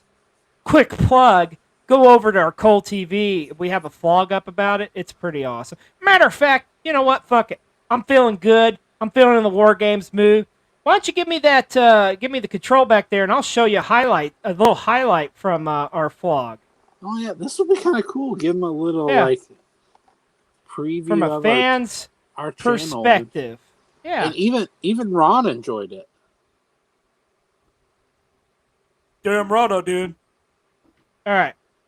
And it was actually really cool to see them like put in the set up the ring or the yeah. And this is footage from our vlog folks from GCW's The Art of War Games 2. CDC was playing some Modern Warfare 2. Excellent game. Love me some COD. Oh, God. I just remember looking over at you during this and just you like having this look of amazement on your face, like, oh wow. Yeah. Like I told you before this match or before the show even began. I said that was me. I said I am 100% a fan tonight. Because I never had experienced anything like this. I said I'm not a TikToker. I'm not a content creator. I'm not a YouTuber. I'm not gonna pull my phone out and be like, oh, I have to record this for yada yada. Yeah. But,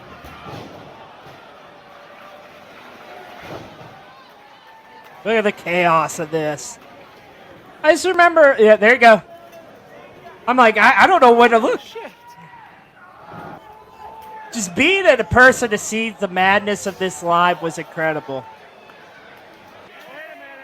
Oh, I was hoping you were going to show this spot. Yeah, I did see your head, CDC, because you had the nice seats, and we were the peasants in the general admission. But you had some good seats, my friend. Yeah. Hey, I don't know if I sent this to you. We're on the hard camera shot. If you look close. Really? Are we? Okay. Holy shit. I circle this all. Holy shit. This is nuts. Holy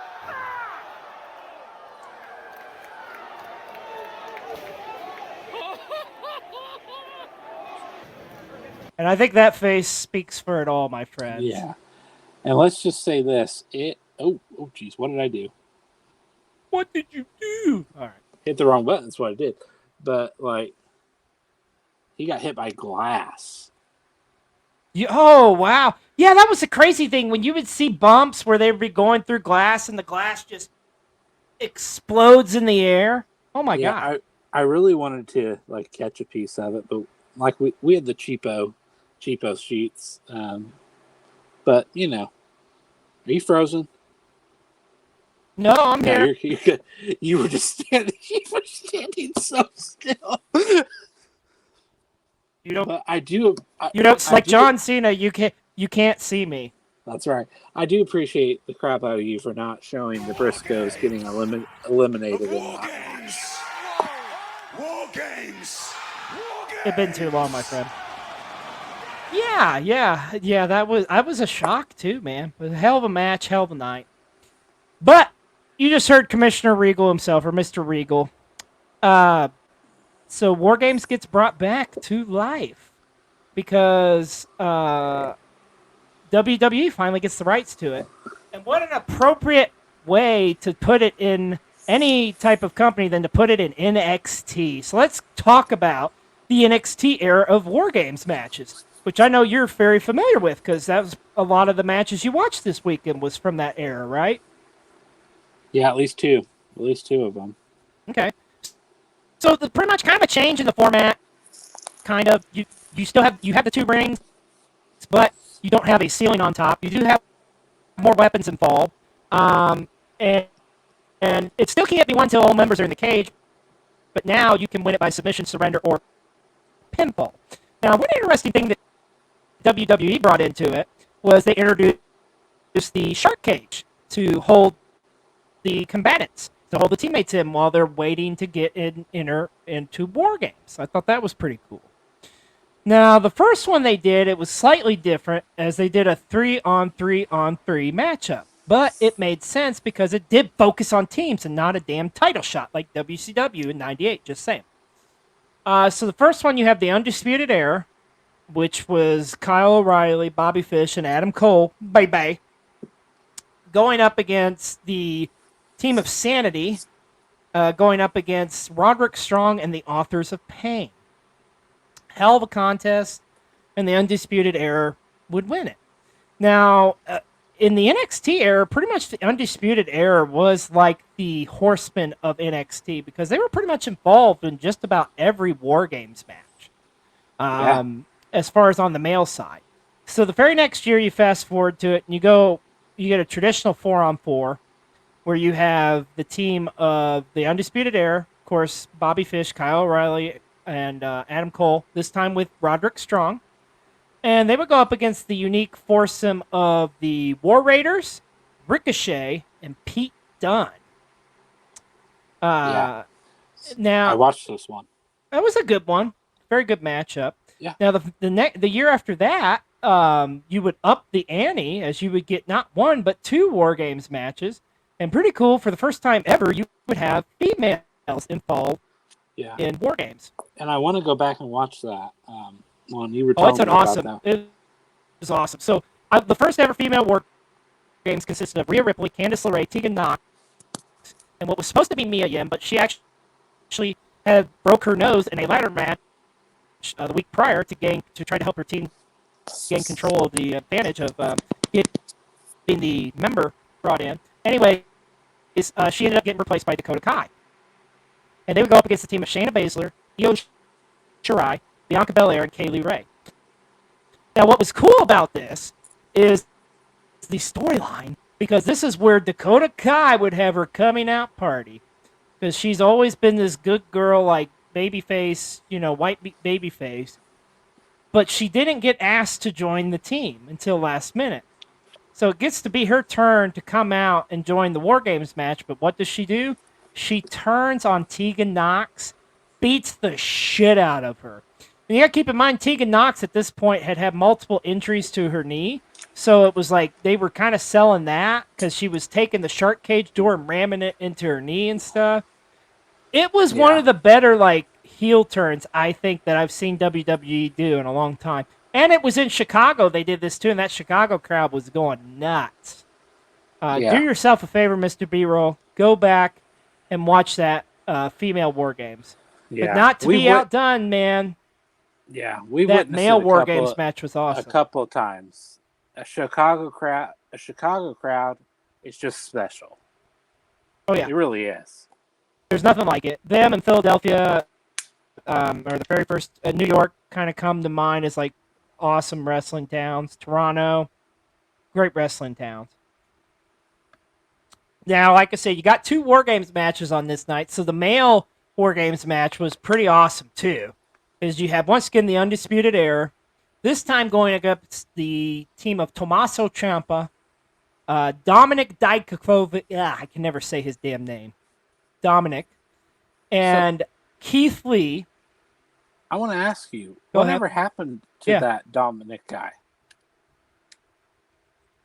Oh, he got involved in the god awful retribution. Like I forget what his name is now, like Crowbar or some shit like that, T-Bar or something. Awful. They're not doing shit with him. You talking about a talent that's not being used. That dude's amazing, and it's like, what the fuck? Okay. That was now, when I watched that. That's what I was wondering after. I was like, who is this guy? What happened to that guy? Yeah. So, like I say, and then you don't know who the 4th person is. Tommaso Ciampa says he's got somebody, but you don't know who it is.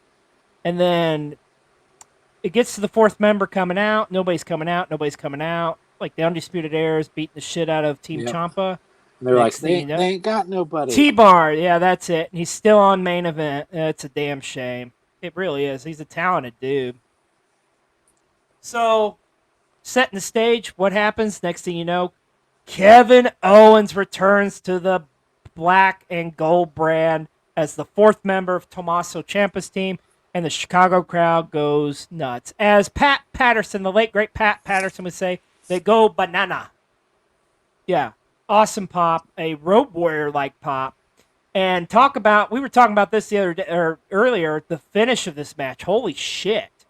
The Ciampa hitting the air raid to Adam Cole off the top of the cage through tables. Holy guacamole, Batman. Yeah. Yeah. Yeah, it was like as soon as I watched it and as soon as the end of it, I immediately tried to call you. Yeah. I won't lie, you didn't answer, but it's okay. Well, it's like that TikTok video that goes like, you're my best friend, but you don't pick up the fucking phone. It's like, are you my best friend? It's like, heck yeah. Do you answer when I call? No. That's our relationship, 2T, because we do it to each other. Like, hey, I was going to say, it goes the other way around. It's all good, homie. We play phone tag a lot. So, yeah, we do. So let's go now into the pandemic era, where we have TakeOver Wargames in 2020. And this time on the female side of things, you have Candice LeRae, Dakota Kai, Raquel Gonzalez, and Toni Storm going up against Shotzi Blackheart, Rhea Ripley, Io Shirai, and Ember Moon. Pretty awesome matchup. It's not as memorable as I think as the Chicago one, but a decent one, and really a coming out party for Raquel Gonzalez in this one, and she would pick up the win for her team. But let's talk about the men's side, as you get the Undisputed Era, only it's been flipped around this time. Now they're the Babyfaces going into this matchup. And they're going up against your favorite NFL punter of all time, your boy, Pat McAfee. And his team consisting of Pete Dunne, Oney Lorcan, and Danny Burch. Pretty fun War Games match. Fun, I would say, but not like all the NXT ones were great, but if I was to rank them, I probably would have this towards the bottom. And that's no disrespect to the guys in this matchup. It just like it was all right. It just wasn't as great as the other ones, in my opinion. It was, well, you said it was pandemic era, right? It had that going for it too, but I mean, you still had a crowd there, but it's very limited. And it's just like, I don't know. I don't think the War Games matches work as well like at Full Sail University like they would in like a big arena. But that's my opinion. Now let's go to the last War Games match that they had, or we're talking TakeOver War Games in 2021 last year. On the female side of things, you had Io Shirai, Raquel Gonzalez, Cora Jade, and Kaylee Ray teaming up to take on pretty much Toxic Attractions, Mandy Rose, Gigi Dolan, JC Jane, and Dakota Kai. teaming with them.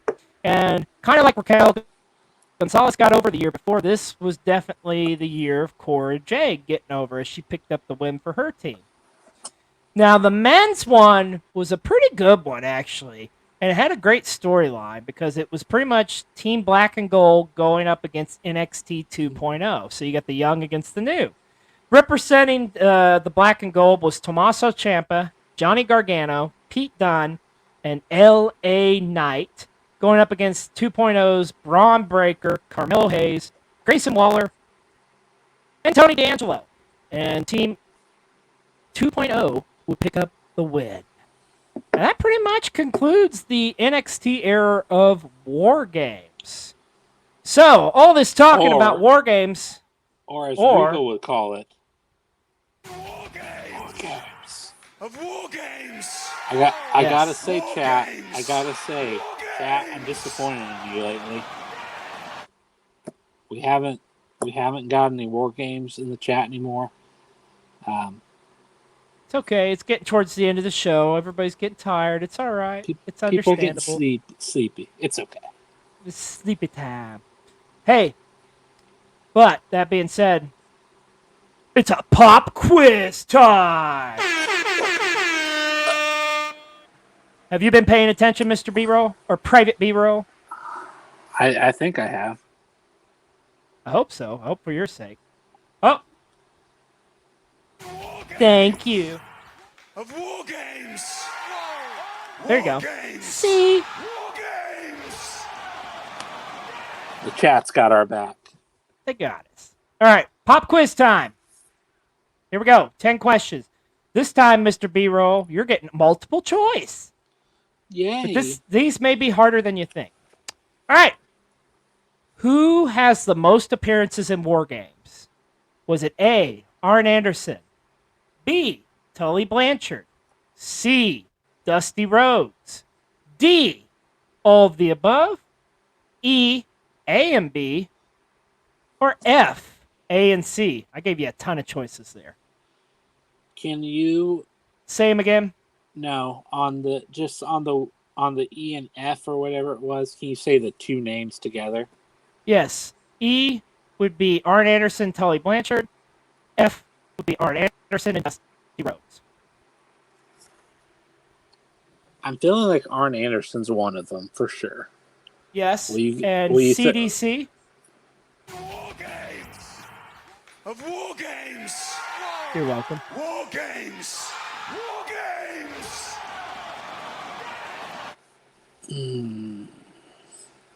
Okay, run them all down one more time, please. We're going to be here all night, aren't we? Okay. Arn Anderson, Tully Blanchard, Dusty Rhodes. All of them, or just Arn and Dusty, or Arn and Tully? I'm going to go with Arn and Dusty. Close. Arn and Tully. 15 total appearances in War Games, and I am counting house shows. All right. Who has the most wins in War Games? Is it A, Sting, B, the Road Warriors, C, Dusty Rhodes, or D, Ric Flair?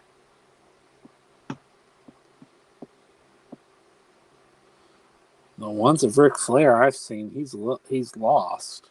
So. Okay, to help you out, the Horsemen never won a damn War Games match.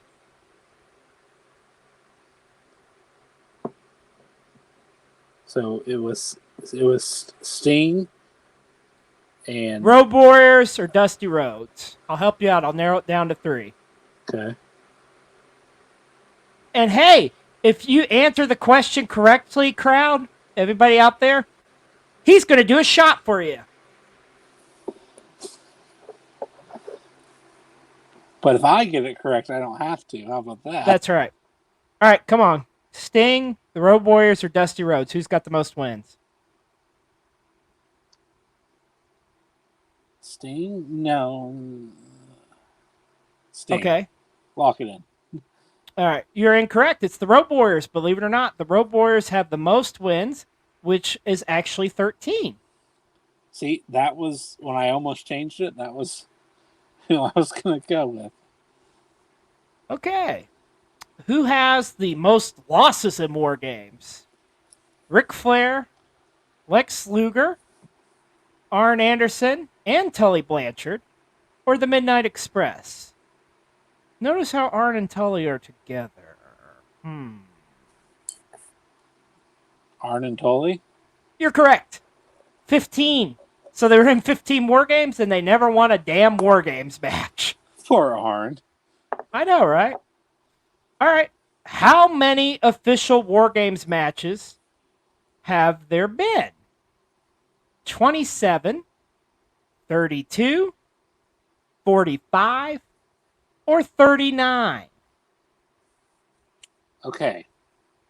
I will repeat this again. Well, no. When you say War Games, I am talking official WCW, NWA, WWE, not counting MLW, GCW, all the others we mentioned, the spinoffs.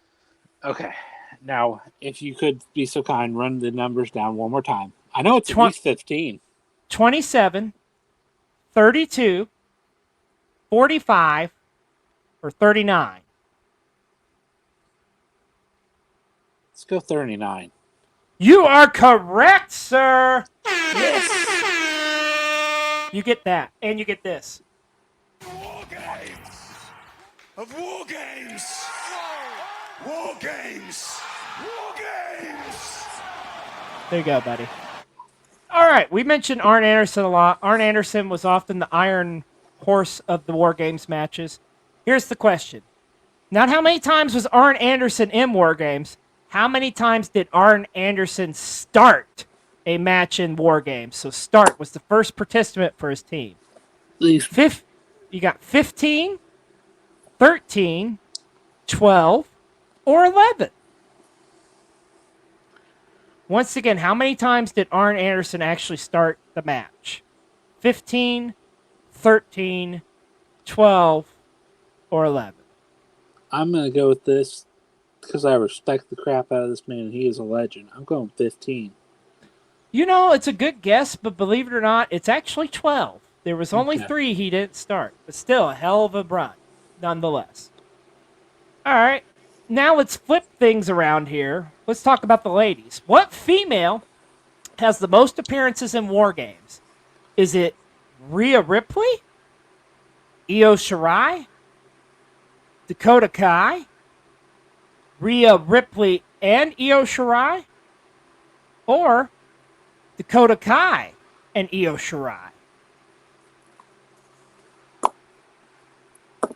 I am going to go with Damage Control. Oh, with okay, yeah. You are correct. Yeah, the total of 3. So there you go. And last question. Has War Games, the match Beyond, has any War Games match ever won Pro Wrestling Illustrated's Match of the Year? True or false? Has PWI's Match of the Year ever been War Games?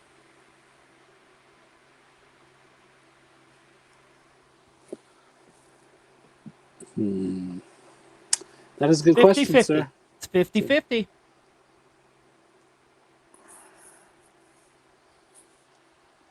I feel like some of those WCW ones could have been. Especially with some of the turns that happened during them. So is that your final answer? I'm going to say false. Guess what? You're correct. War Games of Yeah, War believe it or not. Games. Oh, sorry, Regal. War Games. War Games. Yeah, believe it or not, War Games never won Match of the Year through PWI. It came close. It came as a runner-up, I think, in 92 and 96. But, yeah, never won Match of the Year. So there you go. That was your pop quiz, my friend. You did all right. Not too bad. I lost track. I think I missed 3 or 4. You've been drinking. Yeah, you've been drinking. It's okay. But you're learning the ropes. That's right. All right. Let's talk about this. I think this may have been like your hardest one. Hardest quiz? Yeah, I would give you that. I'd give you that. All right, let's talk about what everybody's talking about. The whole reason we're talking about this topic today. The future of War Games. And how exciting is it? It's finally going to be presented on the main roster on WWE. And this is what I find fascinating that I don't think people are talking about. Are you ready for a fact that's going to blow your fucking mind? Yep. Remember earlier, what did I say? The very first Wargames took place in 1987. What else took place that year, the first time ever? Survivor Series. How crazy is it took us 35 fucking years to get to this, where we're finally getting Wargames and Survivor Series combined. They having a baby, folks, and it's going to be a hell of a baby. I cannot wait. You finally have, what's the word I'm looking for? Somebody with sense in charge. Watch your words there, pal, or else you'll be fired. Oh, wait a minute. I can't do shit now. I'm in an old folks home. Sorry, the bandana's giving me a headache, so it's okay. It's okay. We're getting down to it here. But yeah, I'm super stoked to see this finally represented in WWE. I'm excited to see what it is. And on top of that, another thing that excites me about Survivor Series this year is the fact that we're not getting the bullshit brand supremacy horseshit storylines that they've done, and it's been so fucking lazy for the past several years. I cannot wait. I'm pumped for Survivor Series. I'm pumped for WWE right now, man. They're killing it, dude. They've got some good shows lined up. Extreme Rules will be fun. Them just announcing that Karrion Kross Drew McIntyre strap match. I'm hearing rumors that they're going to announce Edge against Finn Balor in a I Quit match, and possibly Bayley and Bianca Belair in a ladder match. That Extreme Rules pay-per-view is going to be loaded. Yeah. And then Crown Jewel. Say what you will, people griping about Logan Paul, and I totally get it. But, I mean, it's going to be a spectacle nonetheless. So it'll be interesting to see. But out of all that, I definitely want to fast forward, though. Survivor Series is what I can't wait to see, as we're going to get a male and female Wargames match. You know how they should have done that Logan Paul thing, though? How's that? Roman should have had, like, an open challenge type thing. And it just so happened, like on like a Raw, or I guess probably more like a SmackDown, but Logan Paul should have been the one to respond. Yeah, I can see that. Rather than it just being like a presser and like it, yeah. I don't know. That one made it a little bit. I mean, people are going to be salty about it no matter what. But let's get down to the nitty gritty, and let's do our favorite portion: fantasy warfare. Yes. So we are talking with Fantasy Warfare this week. Let's book Survivor Series. Let's book the men's and let's book the female. Do you care if I go first? Yeah, go ahead. All right, let's start with the man. Let's do this. Well, because I feel. Oh, go ahead. Yeah. No, you go ahead. No, you go ahead. Well, I was gonna say maybe. Of Wargames. Maybe on one you start, and then on the other I'll start. Yeah, that's fair. Okay. The men's, I feel like there's a couple different options you can go here. There's a couple different things. For me personally, I feel like it's the hottest group right now. It's the Bloodline. You got to put the Bloodline in there. Make it a 5-on-5, so the Bloodline. And by the way, how about that moment on Friday night, the honorary Oos, Sami Zayn? I am loving Sami Zayn being involved with them. But I do think that... Well, hold on a second. I'm going to get to where I think that is going to be the downfall of Sammy is going to be Wargames. So I feel like you're going to have 5-on-5. You're going to have the Bloodline. So obviously Roman, the Usos, Solo, and Sammy. And they're going to go up against... This is what I would book. I think it'll be your top 5 baby faces you got right now. So I'm going to say Drew McIntyre, Riddle... They just announced, or I just saw this, they're going to have AJ Styles against Sami Zayn on Monday Night Raw, so let's put AJ Styles in there. Johnny Gargano, and rounding it out, Kevin Owens. Because Kevin Owens, man, he is killing it right now, dude. But just the whole Kevin Owens, Sami Zayn, the history between those guys, that's my prediction for what I think you'll see on the men's side. What say you, Mr. B-roll? I don't. I am pretty close to in line with you, except I don't think, and I could be wrong. I think Sami Zayn is out with the Bloodline before War Games. Really? You think they kick him out before that? Yeah, I think so. I could see it being teased at like Crown Jewel maybe or something, depending on who the Usos match is or something. So thinking about it, we have Extreme Rules and we have Crown Jewel Yeah. before Survivor Series, right? Right. Yeah, so I'm gonna go with a team of Drew McIntyre, KO, and I think I'm obviously putting Sami Zayn on the Babyface team because I think the storyline is going to be KO and Zayn reuniting. Ultimately, I think you get that, but I think let me ask you this though, because my understanding is I think Triple H said it's going to be 5-on-5. Oh, he did. Yeah. So who? Yeah, my understanding. So then, who would be the fifth member joining the Bloodline? Oh. Not to burst your bubble, but I think that changes plans there. Yeah. It does. Yeah, it does. Well, here's some. I still don't. I still don't know that I see Gargano in it.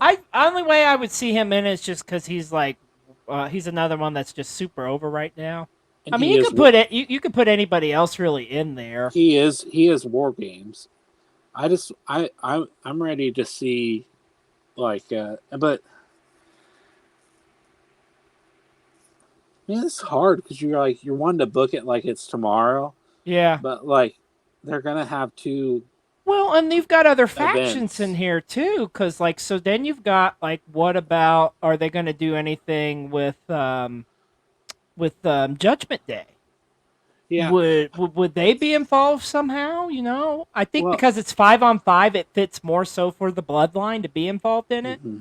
But I mean, you could put them in there with some other heel groups or something, and then let's talk about what everybody's wanting to talk about. The whole like, oh, Bray Wyatt's coming back and he's got this super group. Like, you could even have that involved with this too. Shit, what if you got the Bray Wyatt's group against the Bloodline? I really don't think that's going to happen, but it's a possibility. It is. I mean, but then you go who's the face, who's the heels. Yeah, it gets the blurs the line and it gets kind of confusing. So we talked the men's. Oh, yeah. Did you have something else? I mean, other than the only one. So if it's 5-on-5, I would say, I feel like if it's not a new like Bray Wyatt faction, I would say it's Riddle, McIntyre, KO, AJ Styles. I don't know who my fifth one would be. I don't think it's Gargano. I just don't think it's Gargano. I feel like it's going to be Gargano and Ciampa, like in a one-on-one match for something. Well, it could. But a lot of time between now and then. Yeah. There really is, because they could have that match at.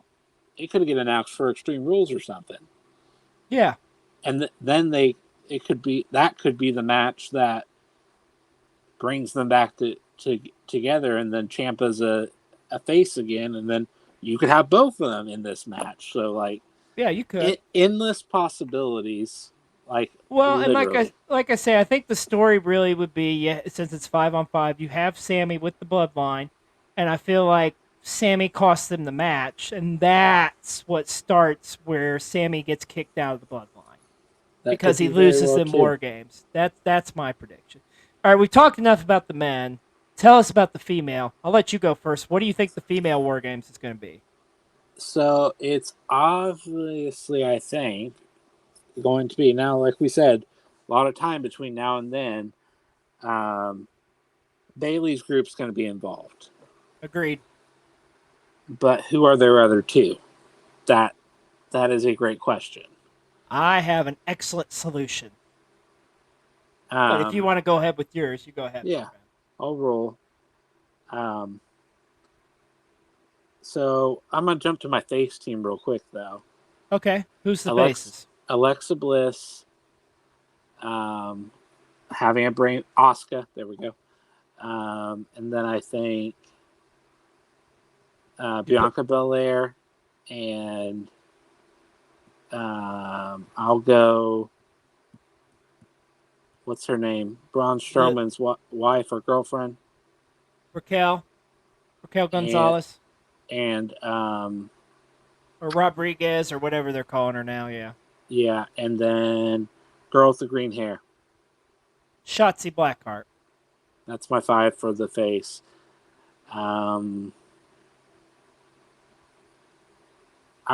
It'd be kind of cool if Toxic Attraction would be the to round it out. That's my prediction. I think it'll be Damage Inc. and Toxic Attraction on the heel side of things. And But who are you going to put in there? Are you going to put Mandy or are you going to put Bayley? Well, Mandy is still on NXT. My understanding is they're calling up the Gigi and what's the other girl's name, Jamie or whatever. They're calling up the tag team up. I don't think Mandy Rose is getting called up. She's still going to be in NXT. So I think that solves that. Okay. So I do think you get you get Damage Control and Toxic Attraction. Now, the Babyface team, let's talk about that. I think you're right. I think you get Bianca. I could see you possibly throwing Liv Morgan in there, but I think Liv Morgan's probably going to have some other one-off match with Ronda Rousey. You could always talk about throwing Ronda in there. That'd be crazy, but I don't think that would happen. I think you've got pretty much Bianca, like you say, Alexa, and Asuka. Which is kind of like, okay, it's the same shit we've been seeing, but this is where it gets interesting. Rounding out the team, you have a returning Sasha Banks and Naomi. That's my prediction for the female one. So I think it's Sasha Banks. I didn't even think about that. There you go. You get Sasha Banks, Naomi, Asuka, Bianca Belair, and Alexa Bliss against Damage Control and Toxic Attraction. That's what I would book. You know who we didn't mention at all either? Charlotte.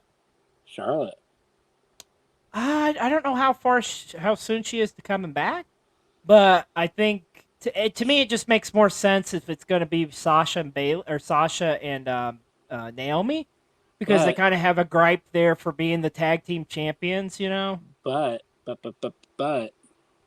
yeah, going with your theory, that could free up. Say Charlotte is ready to come back. You do Charlotte Liv for the title, and then you could free up Ronda for Wargames. That'd be interesting, but okay. I don't know. Is Ronda the heel or the babyface? They're kind of presenting her now as a heel, right? That's true. Endless possibilities. Endless possibilities, my friend. And that's the beautiful thing about it. We're in OT. We are officially in OT. We are in OT. Well, hey, but pretty much we've talked everything tonight about Wargames. Of Wargames. Of the War Game. Oh, Regal. This was a lot of fun. Nice, good history lesson. I got all dressed up for y'all. We were just sitting there discussing about what our topic was going to be, and we were tossing it around. I can't remember. Well, and they made the announcement. They made the announcement about War Games. It's like, well, shit, yeah, let's do War Games, man. So there you go. Well, as always, as we love to, it was okay, I'll give you that. Well, I think Hunter had a little bit involved with that with the announcement, but anyways. Yeah. But as always, how about you hit us one last time, Mr. B-Roll, with that plug-a-palooza before we close up shop tonight. Yep, one last plug-a-palooza real quick. Reminder to you, on Cole TV this week, we will have we're posting 3 episodes of Learning the Ropes over on our YouTube channels. It's 4, but yeah. Oh, whatever. Just to get our YouTube folks caught up, and you can check us out there. Plus, so if you missed any episodes, you can check out the replays there or on here as well. We're not picky. We just hope you like the content, and We enjoy making it, so we hope you enjoy watching it. And also, thank you to everyone in the chat. Honestly, speaking for myself, and I know you probably feel the same way. So this is our 7th episode total. So we've been getting used to it, for sure. Because beforehand we were more on like the YouTube side of things and didn't really have the interaction as much. But yeah, I feel like my setup I got now, I feel pretty comfortable with, especially that I could do this. Yeah. We're growing, we're learning, right? We're learning the ropes. Learning the ropes. You're learning the ropes of wrestling as well as you're learning the ropes of doing a live show on Twitch. So am I. Yeah. It's a lot of fun. You know what? Speaking of, can I drop a little bit of breaking news? Go for it. You don't have. Wait a minute. I know what you were going to say. Wargames of Wargames.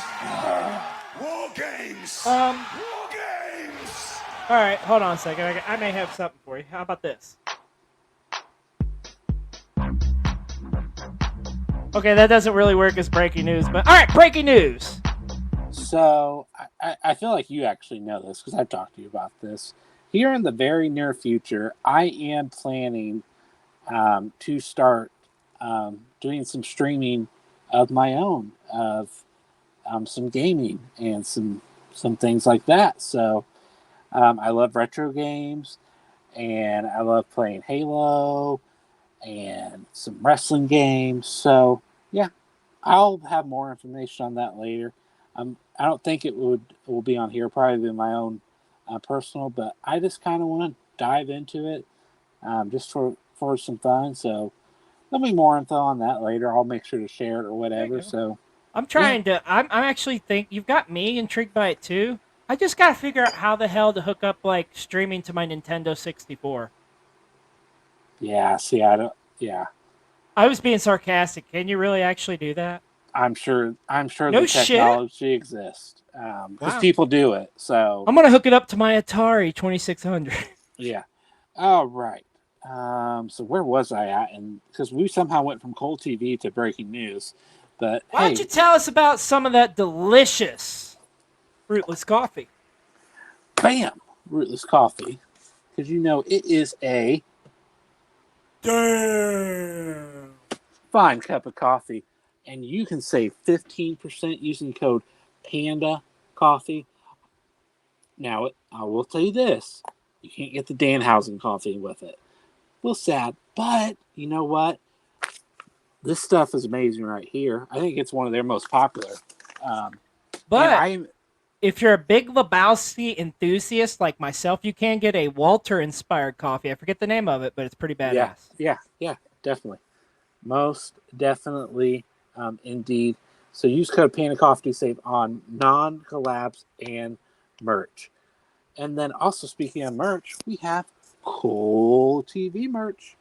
Make sure you head on over to Sweet Dollface Creations.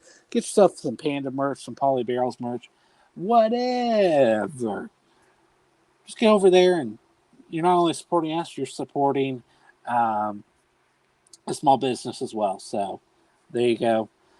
And last but certainly not least, if you've stuck it with it through us, all 6 of you out there, we thank you. Make sure to follow and subscribe. Got you covered basically 7 days a week over here on the Panda Wrestling Company. Don't forget to tune in tomorrow for Going Raw with Russell. I think they're doing that. I'm not sure if they did that last week, but I think they're doing that. Assuming they're going bad. Maybe it could have been like he had something come up or something. But I'll probably be back tomorrow. Life gets crazy sometimes. But yeah, so tune in. I forgot to tell you all, I know who the White Rabbit is. So yeah. Yeah. You going to tell us a little bit more information before we go off the air here? No. Well, aren't you a jerk? No, the pause was appropriate. That's what we wanted. Oh yeah. All right. Well. Anyways, this has been a fun episode. We've enjoyed. Wait a minute. What the hell were we talking about tonight? Oh yeah. Wargames! Of Wargames! Wargames. Wargames! We're talking all things war games tonight. So we once again, like Mr. B-Roll said, we want to thank you all for joining us here tonight on the Panda Wrestling Company Twitch channel here on Learning the Ropes. But that's gonna do it for us. I'm XLJ the OG. And I'm Mr. B-Roll, and I hope you enjoyed this show where it was basically just me talking because I can't see you. Yeah, because I'm Camouflaged. Wargames! war games. War games. Wargames! War games. Wargames! And on that note, we're gonna say goodnight, folks. Everybody have an awesome night. And don't forget to tune in tomorrow for Raw with Russell. That's gonna do it for us here on Learning the Ropes. Wargames!